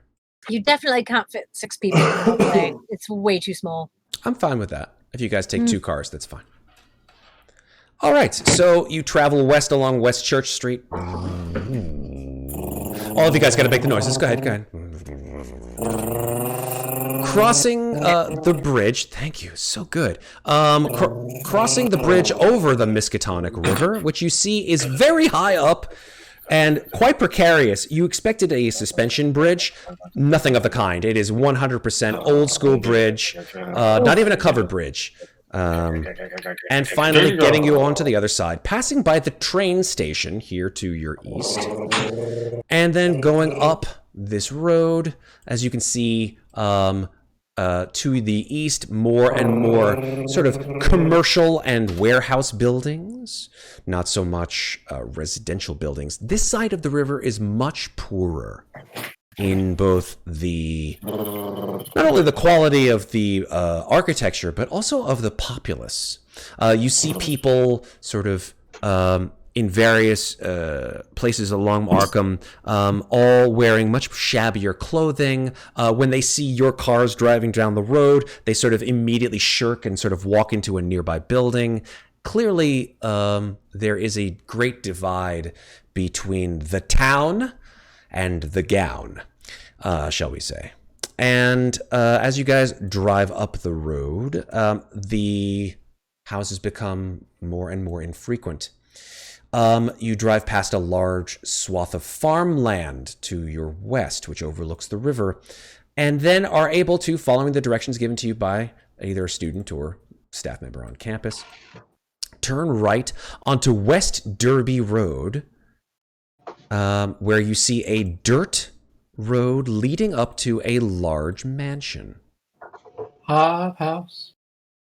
In the middle of a field. Hob House. In the middle of Arkham. Okay. So, here you are in Hob House Manse. You see it is an enormous old house. It is colonial by every distinct definition of the word. It has, take a look, if you can, in your spare time at Mount Vernon. These old colonial mansions, except for the fact that Mount Vernon is extremely well kept. This is not. This is a ramshackle mansion. All of the paint has almost completely peeled off of the outside walls. Shingles on the outside, on the roof, are failing and potentially falling into the actual house itself. These large ionic columns in front have seen better days, covered with cracks and small holes, and these small flagstones that lead up to the mansion itself are cracked and pitted. Jeez, what a dump. Please certain this is not the house. I do want to wander around the house on the outside and see if I find the door from the vision.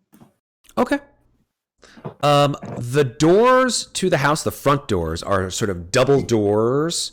They are enormous oaken doors that are not colored red. They are just natural brown, although if they were ever stained, the stain has certainly come off them by now. If you wander around to the back of the house, are you going alone? Oh, I guess I'll come along. Okay. Thank you, Henry. Clade and Adler go around to the back of the house. Bill, Vera, Roscoe, or Nathaniel Winthorp, how do you fare? Where do you want to go? I was going to follow Madam Eudora and Clade. Okay, so Freeman, Adler, and Clade. Anyone else want to go through to the back, or do you want us to go in the front? I think I'll let the three of them go. Okay. I'll wait up front. Okay, Bill and Winthorp out front. Vera, your choice.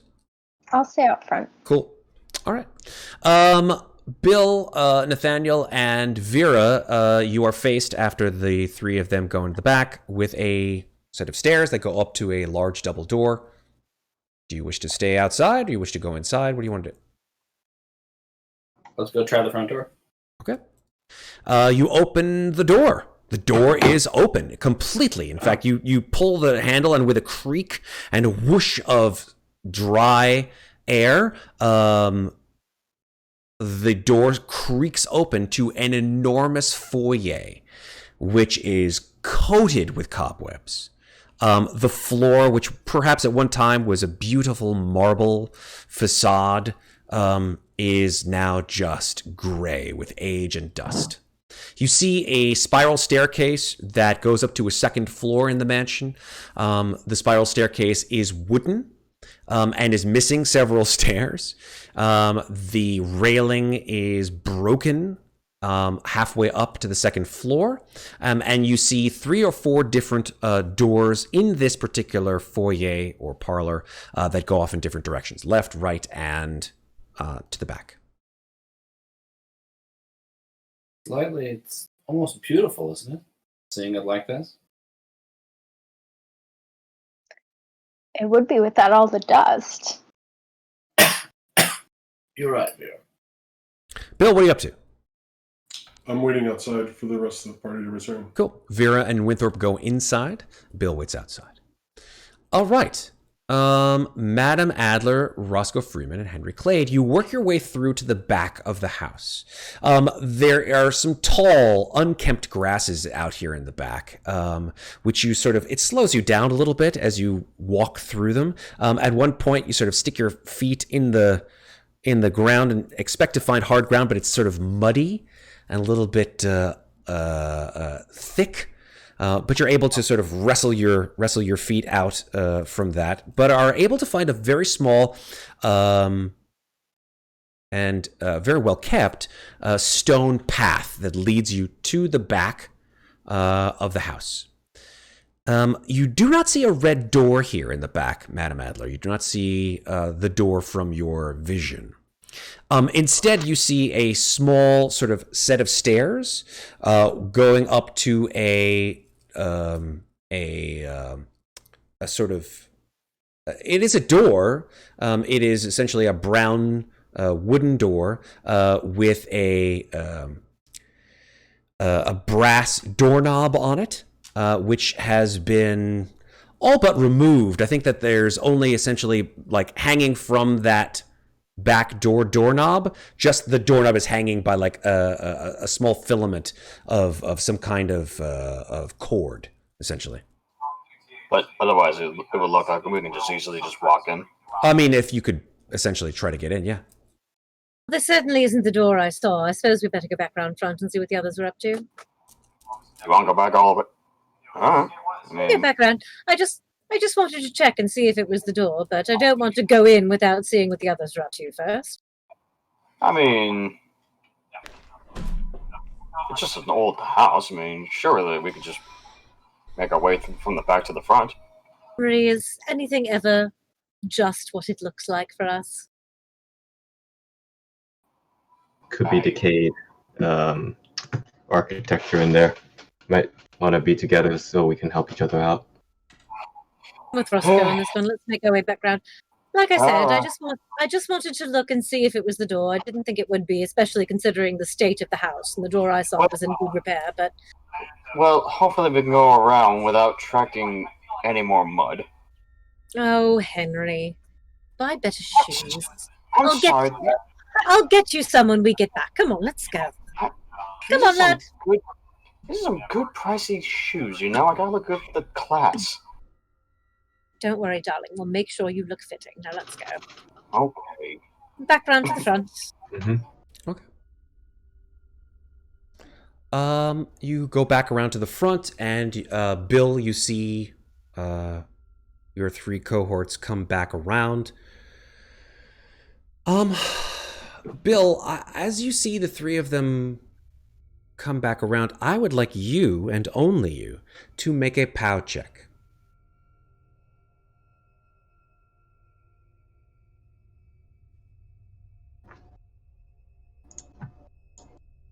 Okay. For just a brief second, as they were coming around the front of the house, you thought you saw something in one of the windows. For a second, just for a second, but it looked like you could see through it. Like whatever it was, it looked like it was humanoid shaped. It didn't have a face. It was sort of a large black shape that just sort of moved out of the window for a second. And then seeing the 3 of them come around the front, it just vanished. Okay. So should I do like can I do an occult check on that? Sure. What are you trying to do? You're trying to discern what it may be? Yeah. Yeah, you could make an occult check.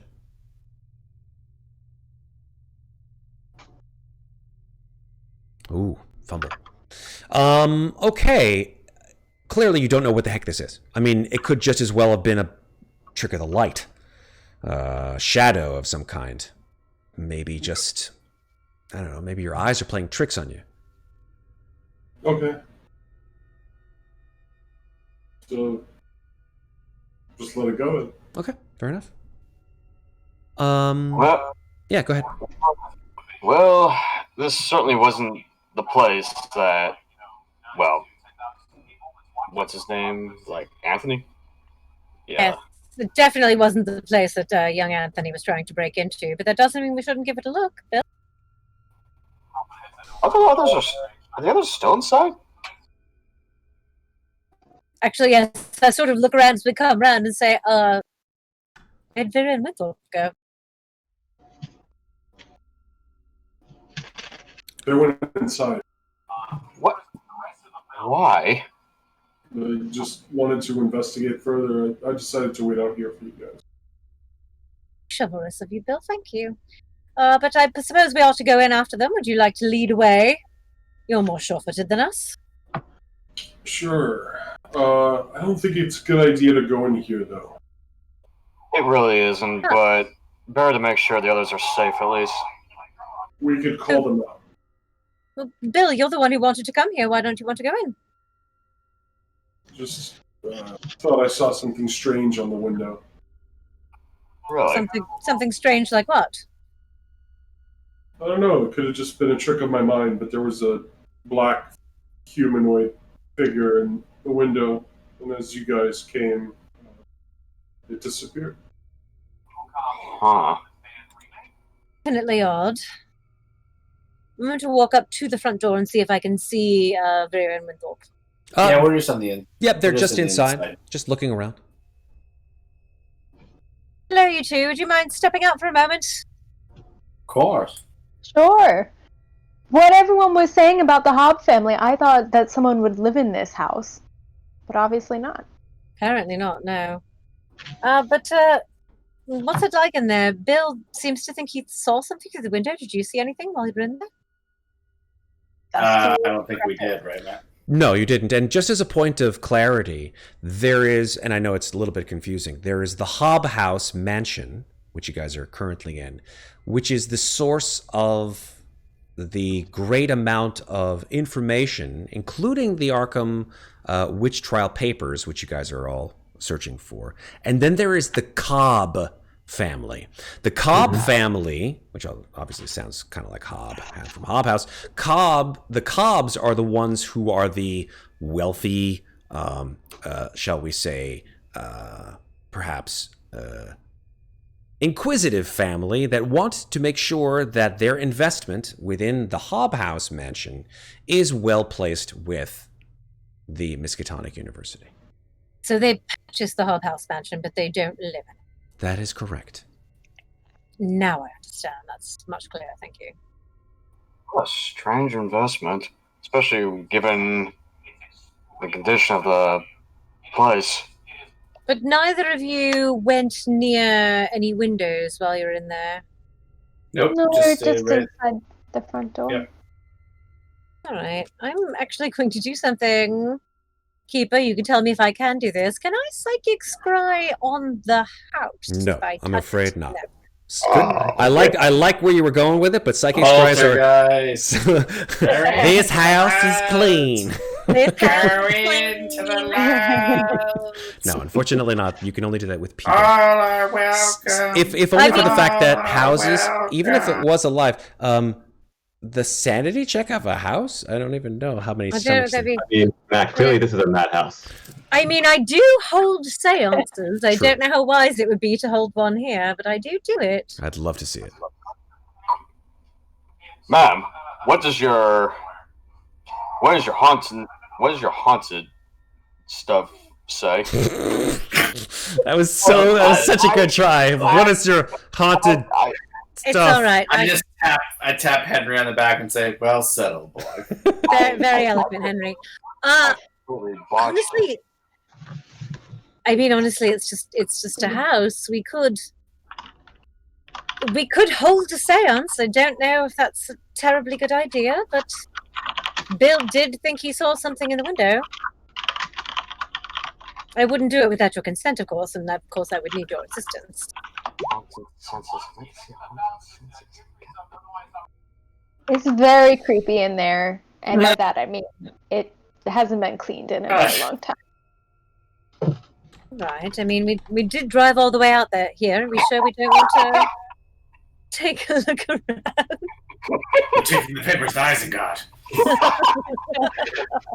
God damn it. God damn it. Yes. I don't believe I've ever heard of Isengard. I knew a Hildegard once, but she was a course maker, so I don't think that's what we're discussing at the moment. Breathing in and breathing out. All right, we're good. We're back. We're good. Okay. So,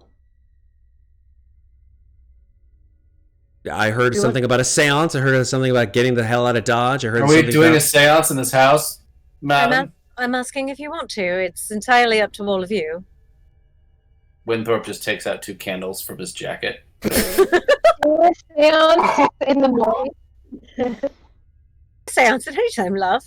Spirits don't care what time of day it is. Well, Sure, why not? Roscoe, Henry. I mean, as the saying, I guess, goes, it's not like the restless dead ever rest. Very true, my love. Truer words are never spoken. Okay. this place is spoopy. Okay. All right.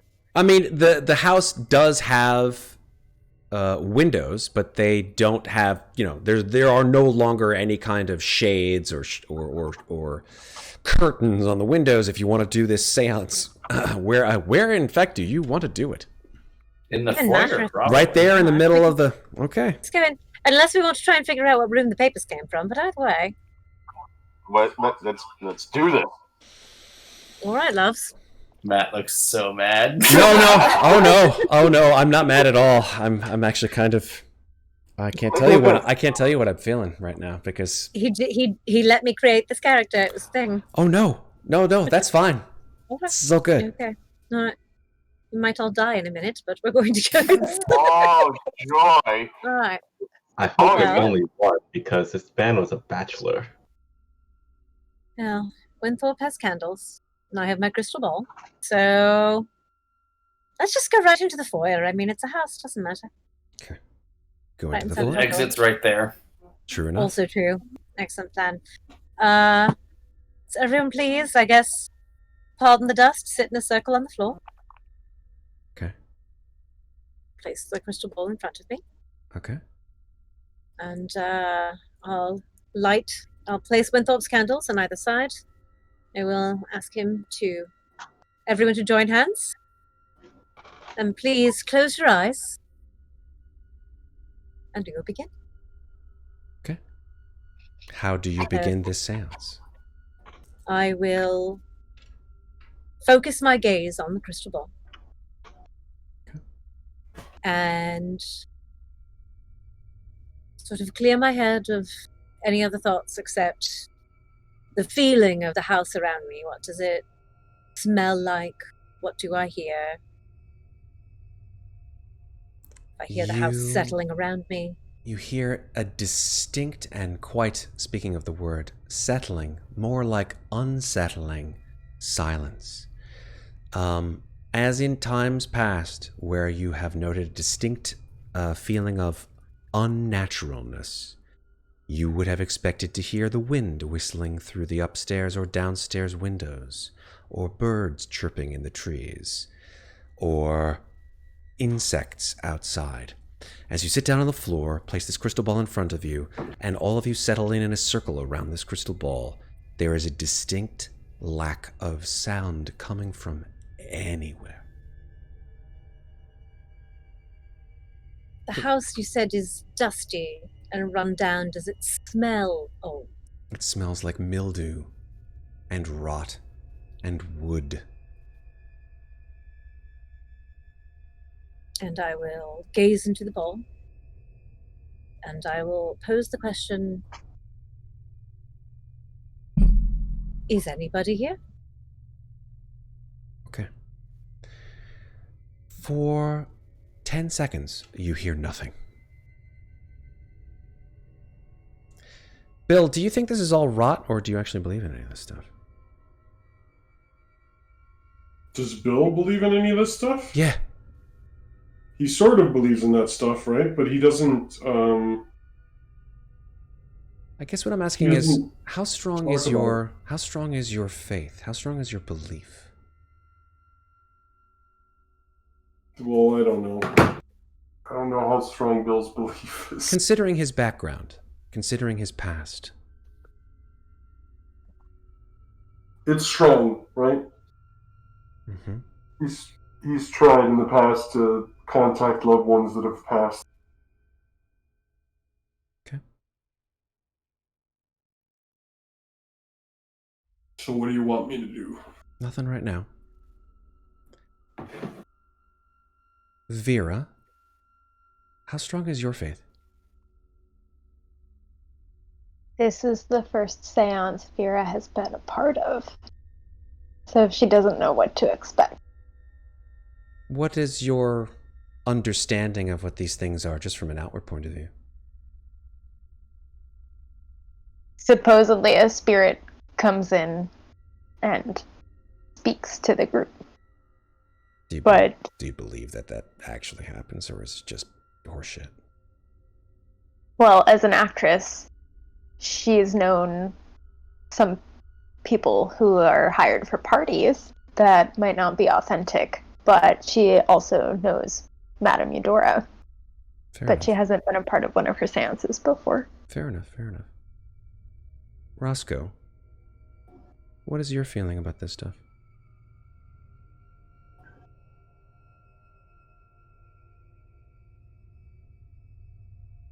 I don't believe in it, but I do know that there's power in it. And because that there's power in it, and it manifests, as much as I don't want to believe it, I can't deny it. Much like my stance on faith and how I take upon it now. I will rest the body simply for the soul, not because I am told to by a book. Interesting. Clade, being a strict man of science, but, of course, having seen what you've seen, what do you feel about this seance? Do you feel this is real? This is all something that could happen?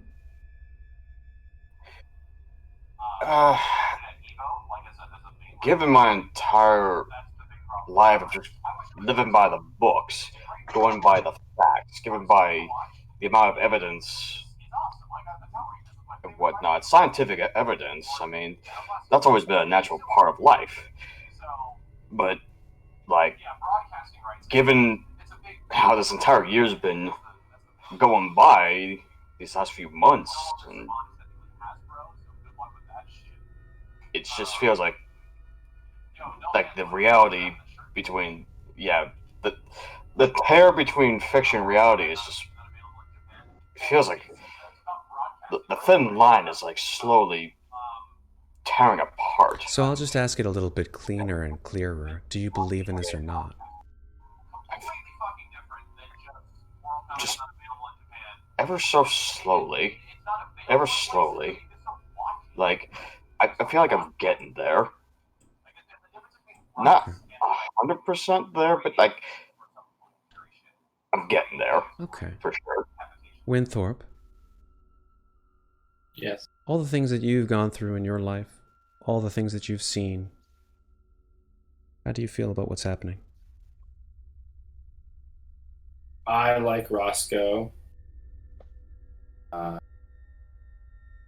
I want to believe in it. I'm a man of science, but I respect the hell out of the ocean and nature.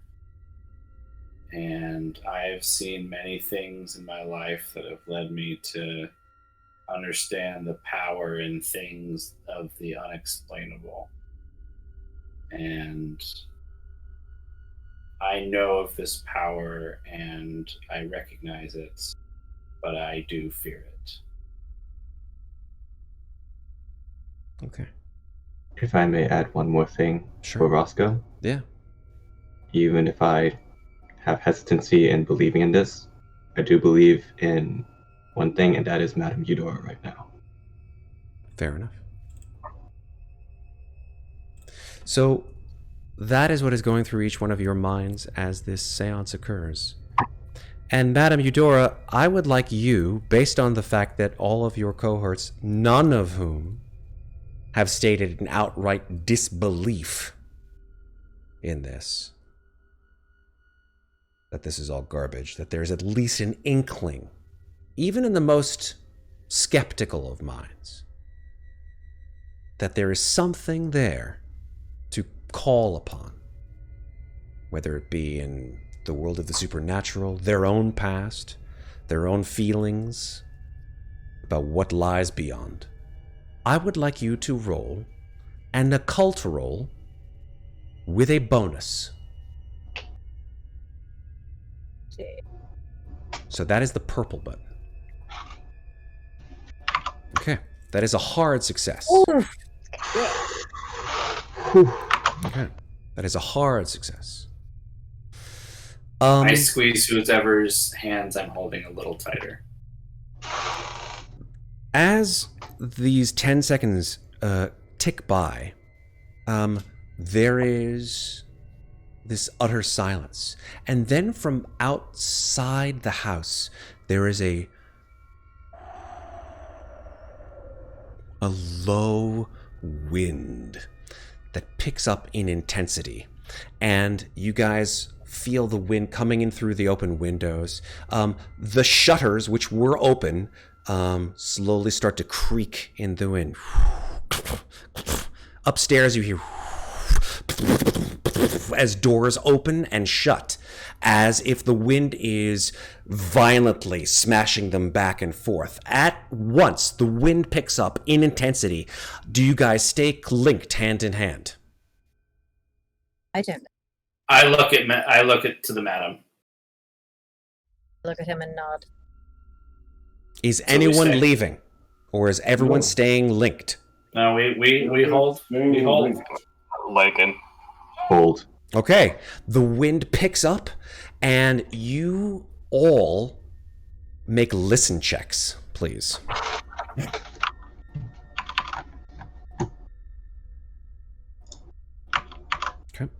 Okay. 4. 1, 2, 3, 4. One heard something. 5. Oh, nice job, Alex. 6. Oh, yeah. And Bill, you hear a single word croaked over this wind. And it's a word you can make out, but it is not a word as it is a name. And it sounds like this.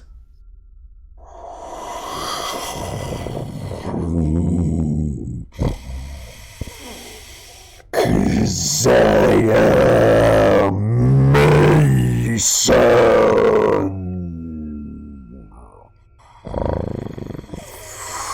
Matt, it was hard to hear. You can at least tell us what the words were.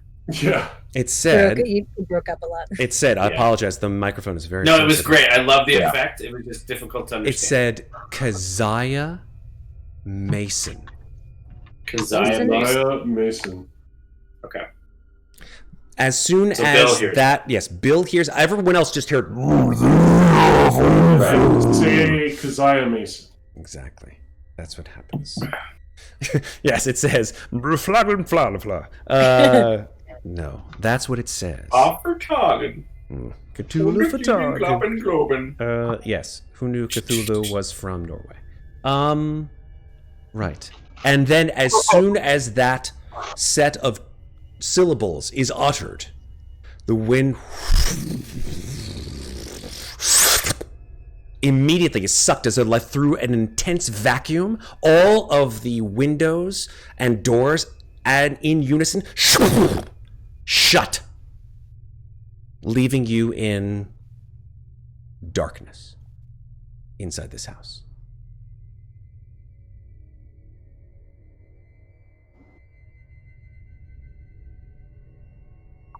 What the hell?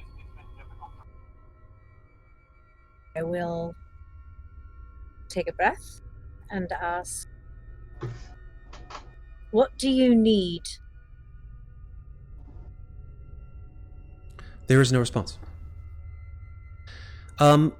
Make an occult roll, Madam Adler.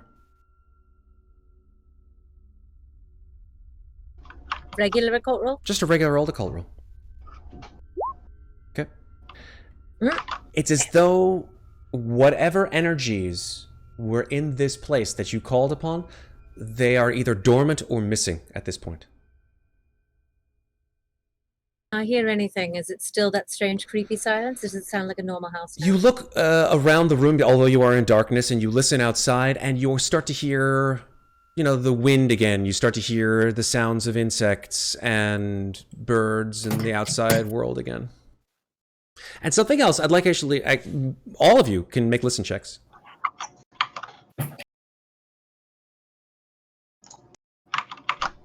Because you're in darkness, so essentially that's all of the senses that you have is you're listening. My goodness, Vera. Bill's got that keen ear. Yeah. Oh no, with a hard success. Okay, so Clade hears it first. Clade, you hear from behind you, the door shut behind you, the main door to the house. You hear.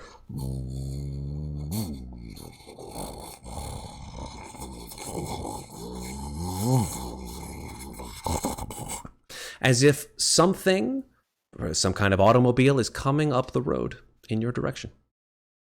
Guys, I think we got company at the front entrance. Well, whatever was here is now gone, so I suggest we gather our things and make haste. I quickly grab up my candles, blow them out, put the wax on the floor, and put them back in my jacket. The candles have completely been put out by whatever windstorm craziness that was. But yeah, you wrap up the bowl and put it snugly back in my bag. Okay. I also checked the location of my firearm. It's in my jacket. It is in your pocket. I check mine too. It is in your pocket. Everybody has their firearms. Oh, we want to make sure I know where it is, darling. I wish I had a firearm. Aw. Just ask, love. I'd give you one. I have plenty back in New York. You can throw a baseball real good, Clade.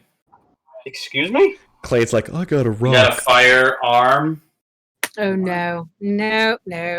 Go wait in the Model A. Bad. It's bad. Okay. So, what do you guys want to do? Go outside, probably. Okay. Shall we go out the front or the back? What do you think? Probably the. I don't think. What are the cars? Yeah. The cars are up front, aren't they? The cars are in the front. I just didn't know if we wanted people to know we'd been inside. Well, it's abandoned. Well, technically, is it trespassing? We have Henry here. He's a professor. Yeah, what about me? You're a professor, Clay. You can get us out of any jams we get in with the university. We're in a mansion. Yes, Right, but they let's own just- it, don't they? All right, enough talk. Let's go out the front quickly. Get in the cars. Agreed. As you get into the car, you see another car driving up to the mansion itself. This one parks not 10 feet away from your car, and the car is a large black sedan. You guys sort of coming out of the mansion see two individuals coming out of this car. They are dressed in... It's two men. They are dressed in long brown trench coats, and they wear brown hats. And they sort of walk as they walk towards you. They have their hands in their pockets. One is sort of tall and gangly. The other is maybe a little bit shorter, sunken features. In fact, I'll give you guys the. Where is it? Here we go. There we go. The handout. Where are they, guys? Where are they? Here we are. These guys. Boom. Oh, they look terribly friendly, especially the one on the left.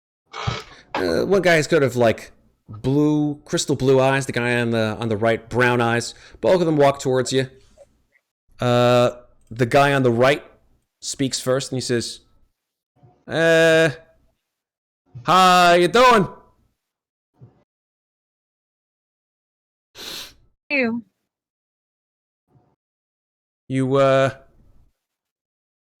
You come out of that place? No, yes. Great. Looks over at the other guy, sort of nods and says, so, who are you? We might ask the same of you. Yeah. I'll be asking the questions, short stuff. So, hey, listen, lady, what's your name? Eudora. Eudora. Cool. All right, Eudora. He sort of nods over to the other guy. He just nods. He goes, 6 of you all together? Yes. Mm-hmm. Looks like it, doesn't it? Yeah, it's great. What are you doing in the house? Poking around. Why would you be poking around in there? It's deserted, isn't it? What does it matter? Why are we answering questions asked by somebody who doesn't identify themselves? Oh, I apologize. Good point, Vera. No, I do apologize to the miss. My name is Oaks. This is my partner, Shaughnessy. And you are? We Partner of what? let's just say he's my very good friend, shall we? Right? The guy just sort of nods. Oh, is that what we're calling it these days? I didn't know they were so liberal here. Hmm. They look at each other and they sort of give a strange look, like the guy rolls his eyes and he's just like, he was one of those. The guy who keeps talking, he says, "Hey, listen, wonder if you could, help us out a little bit." Help you out. Yeah, it'd be great. You could help us out. We'll help you out. You help us out. It'd be sort of one of those quid pro quo things, right? Quid pro quo. Oaks. Quid pro quo? Quid pro quo. Yeah, what he said. What sort of help are you looking for six strangers that you've just met? Well, we're in the business of what do you say, Oaks? What do you want to say? We're in the business. What do we call it? Collecting. Yeah, we're in the collections business. Man. A repo. More like Reaper, right, Oaks? Yeah, Reaper. Oaks is just like, Collect souls. I have some friends who might want to speak to you. Shaughnessy says, no. We're collectors of things that are owed to other people, if you know what I mean. Yeah. I don't think I understand. Oh, yes, of course. Darling, No. I live in Greenwich Village. I know exactly what you're talking about. Who do you collect for? It's not important. The name's not really important, but the guy who we work for, it's kind of a big deal back where we're from. Where are you from? Where is that? South of here. You're like dog. South of here. Oh, yeah, south of here. South of here. Yeah, south of here. How far south of here? Like Boston 300 and miles New York, south darling. of here? Just 100 tell us. miles south of here? Like, Let me guess. Rhode Island? Your accent is somewhat familiar. So is yours. Yeah, maybe we went to high school together. Yeah, maybe we did. Maybe we didn't. New York, then it's one of 5. I'm sorry, I didn't catch that. What was that? Me? Yeah, I didn't hear what you had said. Sorry. Oh, I said, New York then. Well, it's one of 5. 1 of 5. 1 of 5 what? What? One of 5 men you could be collecting for. Or should I say families? She thinks we're from New York. This is great. I'm thinking Rhode Island. So, what kind of collection, what? Well, What exactly? We're here to collect from the person who owes our boss what he owes him. Still hasn't paid up. Who? And who would that be? Boy, you guys is really slow on the uptake. Obviously, you know the guy. Because you've been snooping around all over the place in this fucking town. You've been watching? Oh, yeah. I mean, we're pretty good at our job. Clearly, you're not. So you can just tell him, or we can tell him, he still owes us what he owes us. And he better fucking pay up or I'll have to end up breaking the other of his kneecaps. So you're going to extort him? Oh, no. I mean, we don't need to blackmail or extort him. I mean, there's no reason for that. Blackmail for you? Is that you're gonna have this group blackmail for you? Nah, no. You guys are not. We're not gonna push you into that line of work, unless you already are. I don't know. Oaks taps Shaughnessy on the shoulder and whispers something in his ear. Shaughnessy says, "Oh yeah, that's a good point.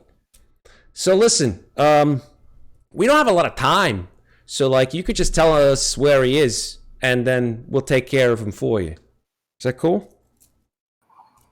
Tell us who is where? Yeah, leader.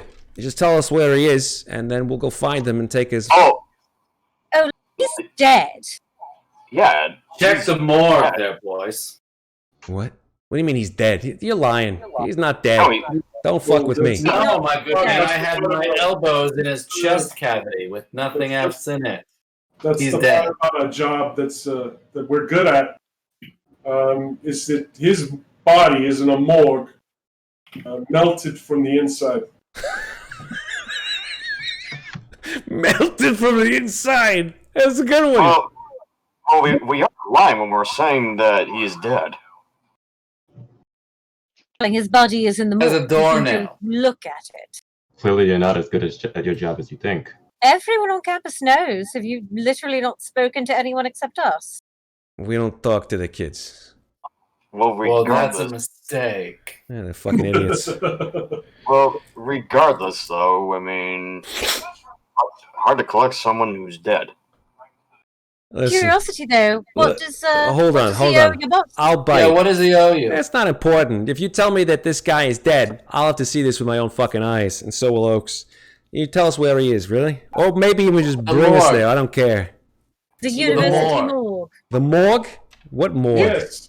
The morgue at the university in the basement. Thick skull. I'm just going to go get in the car. You mob guys are really bad at your job. The morgue, huh? Really bad at your job. So tell you what, and then I'll tell you what. Why don't you tell me? I'll tell you what. I'll believe you. But if you're fucking two-timing us, we'll find you and full of holes. We have no reason. I'm so scared of your threats. Oaks, no reason. step forward, and Shaughnessy puts a hand on his shoulder, and he goes, "No, Oaks, I got this. They already started one of the cars. My car, obviously. Shaughnessy says to the five of you still outside the car, he says, I'll tell you what, we'll follow you back to town, and we'll head over to this morgue. You say that the morgue is it's in the university?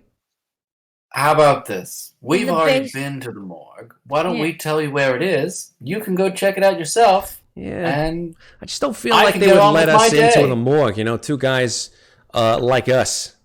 well, they let 6 of us in, so I think that you'll be perfectly fine. Yeah, I don't know. We don't have the sort of smart looks that you guys do. No shit. Lean out of the window of the car and say, you could always go after dark. That seems to be more in your line of work. I'm going to take out a silver dollar. Yeah. And I'm going to fling it to him and say, here you go, boys. Here's a tip. Okay, the silver dollar flips through the air. Neither Oaks nor Shaughnessy reach for it. It pings off of Oaks' chest, and it just lands on the ground. Great. I walk towards the car. I believe you wanted me to make some sort of check? Yes, I was going to say make a persuade roll. Me? No. Oh, me? Yeah. Okay. Oh, why is that so low? Okay. I'm not going to luck that. Okay. Would you like to push it? I'll just lean out and say, darlings, look, we've told you the man is dead. We clearly didn't know what you were speaking about when you got here. So unless you want to give us a little bit more information, I don't see what impetus we have to follow you into the morgue. 8 people seems an awful lot more suspicious than 2. Yeah. I'm not asking you to follow us into the morgue. I'm just asking you for proof that this guy is dead, since you seem so intent on telling us that this leader guy is dead. Our information seems to be that he's not, but hey, seems like you guys know a lot more than we do. Then tell me this, what is your information that tells you he's alive? Because my friends here have seen his corpse, and everyone at the university seems to believe he's dead. Listen, it's just as likely that you guys are giving us the once-over just so you can get back to leader and he can skip town.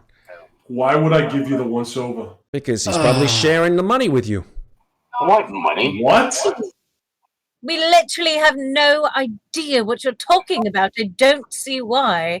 You refuse to listen. It's not that I refuse to listen. It just doesn't add up. That's not my thing. But listen, there's 6 of us here. We're armed. There's 2 of you. Whoa. Hey. Let's not. At this point, when you say that, I'm not saying that you're intimidating, but when you say that, Oaks, the guy who has been quiet up until this point, smiles. Not make me run them over with this car. Do not make me do it. Look, let's not Two. Let's please not raise any violent necessities. Keep going, Bill. I shoot Oaks. You shoot Oaks. Wait, what? Okay, you pull out your gun and you fire at Oaks, and we're going to continue this next time because this is a perfect place to end. So glad I already started. This is what Bill does. I love it. Bill just takes out his gun and he fucking Indiana Jones. See if he hits first. first.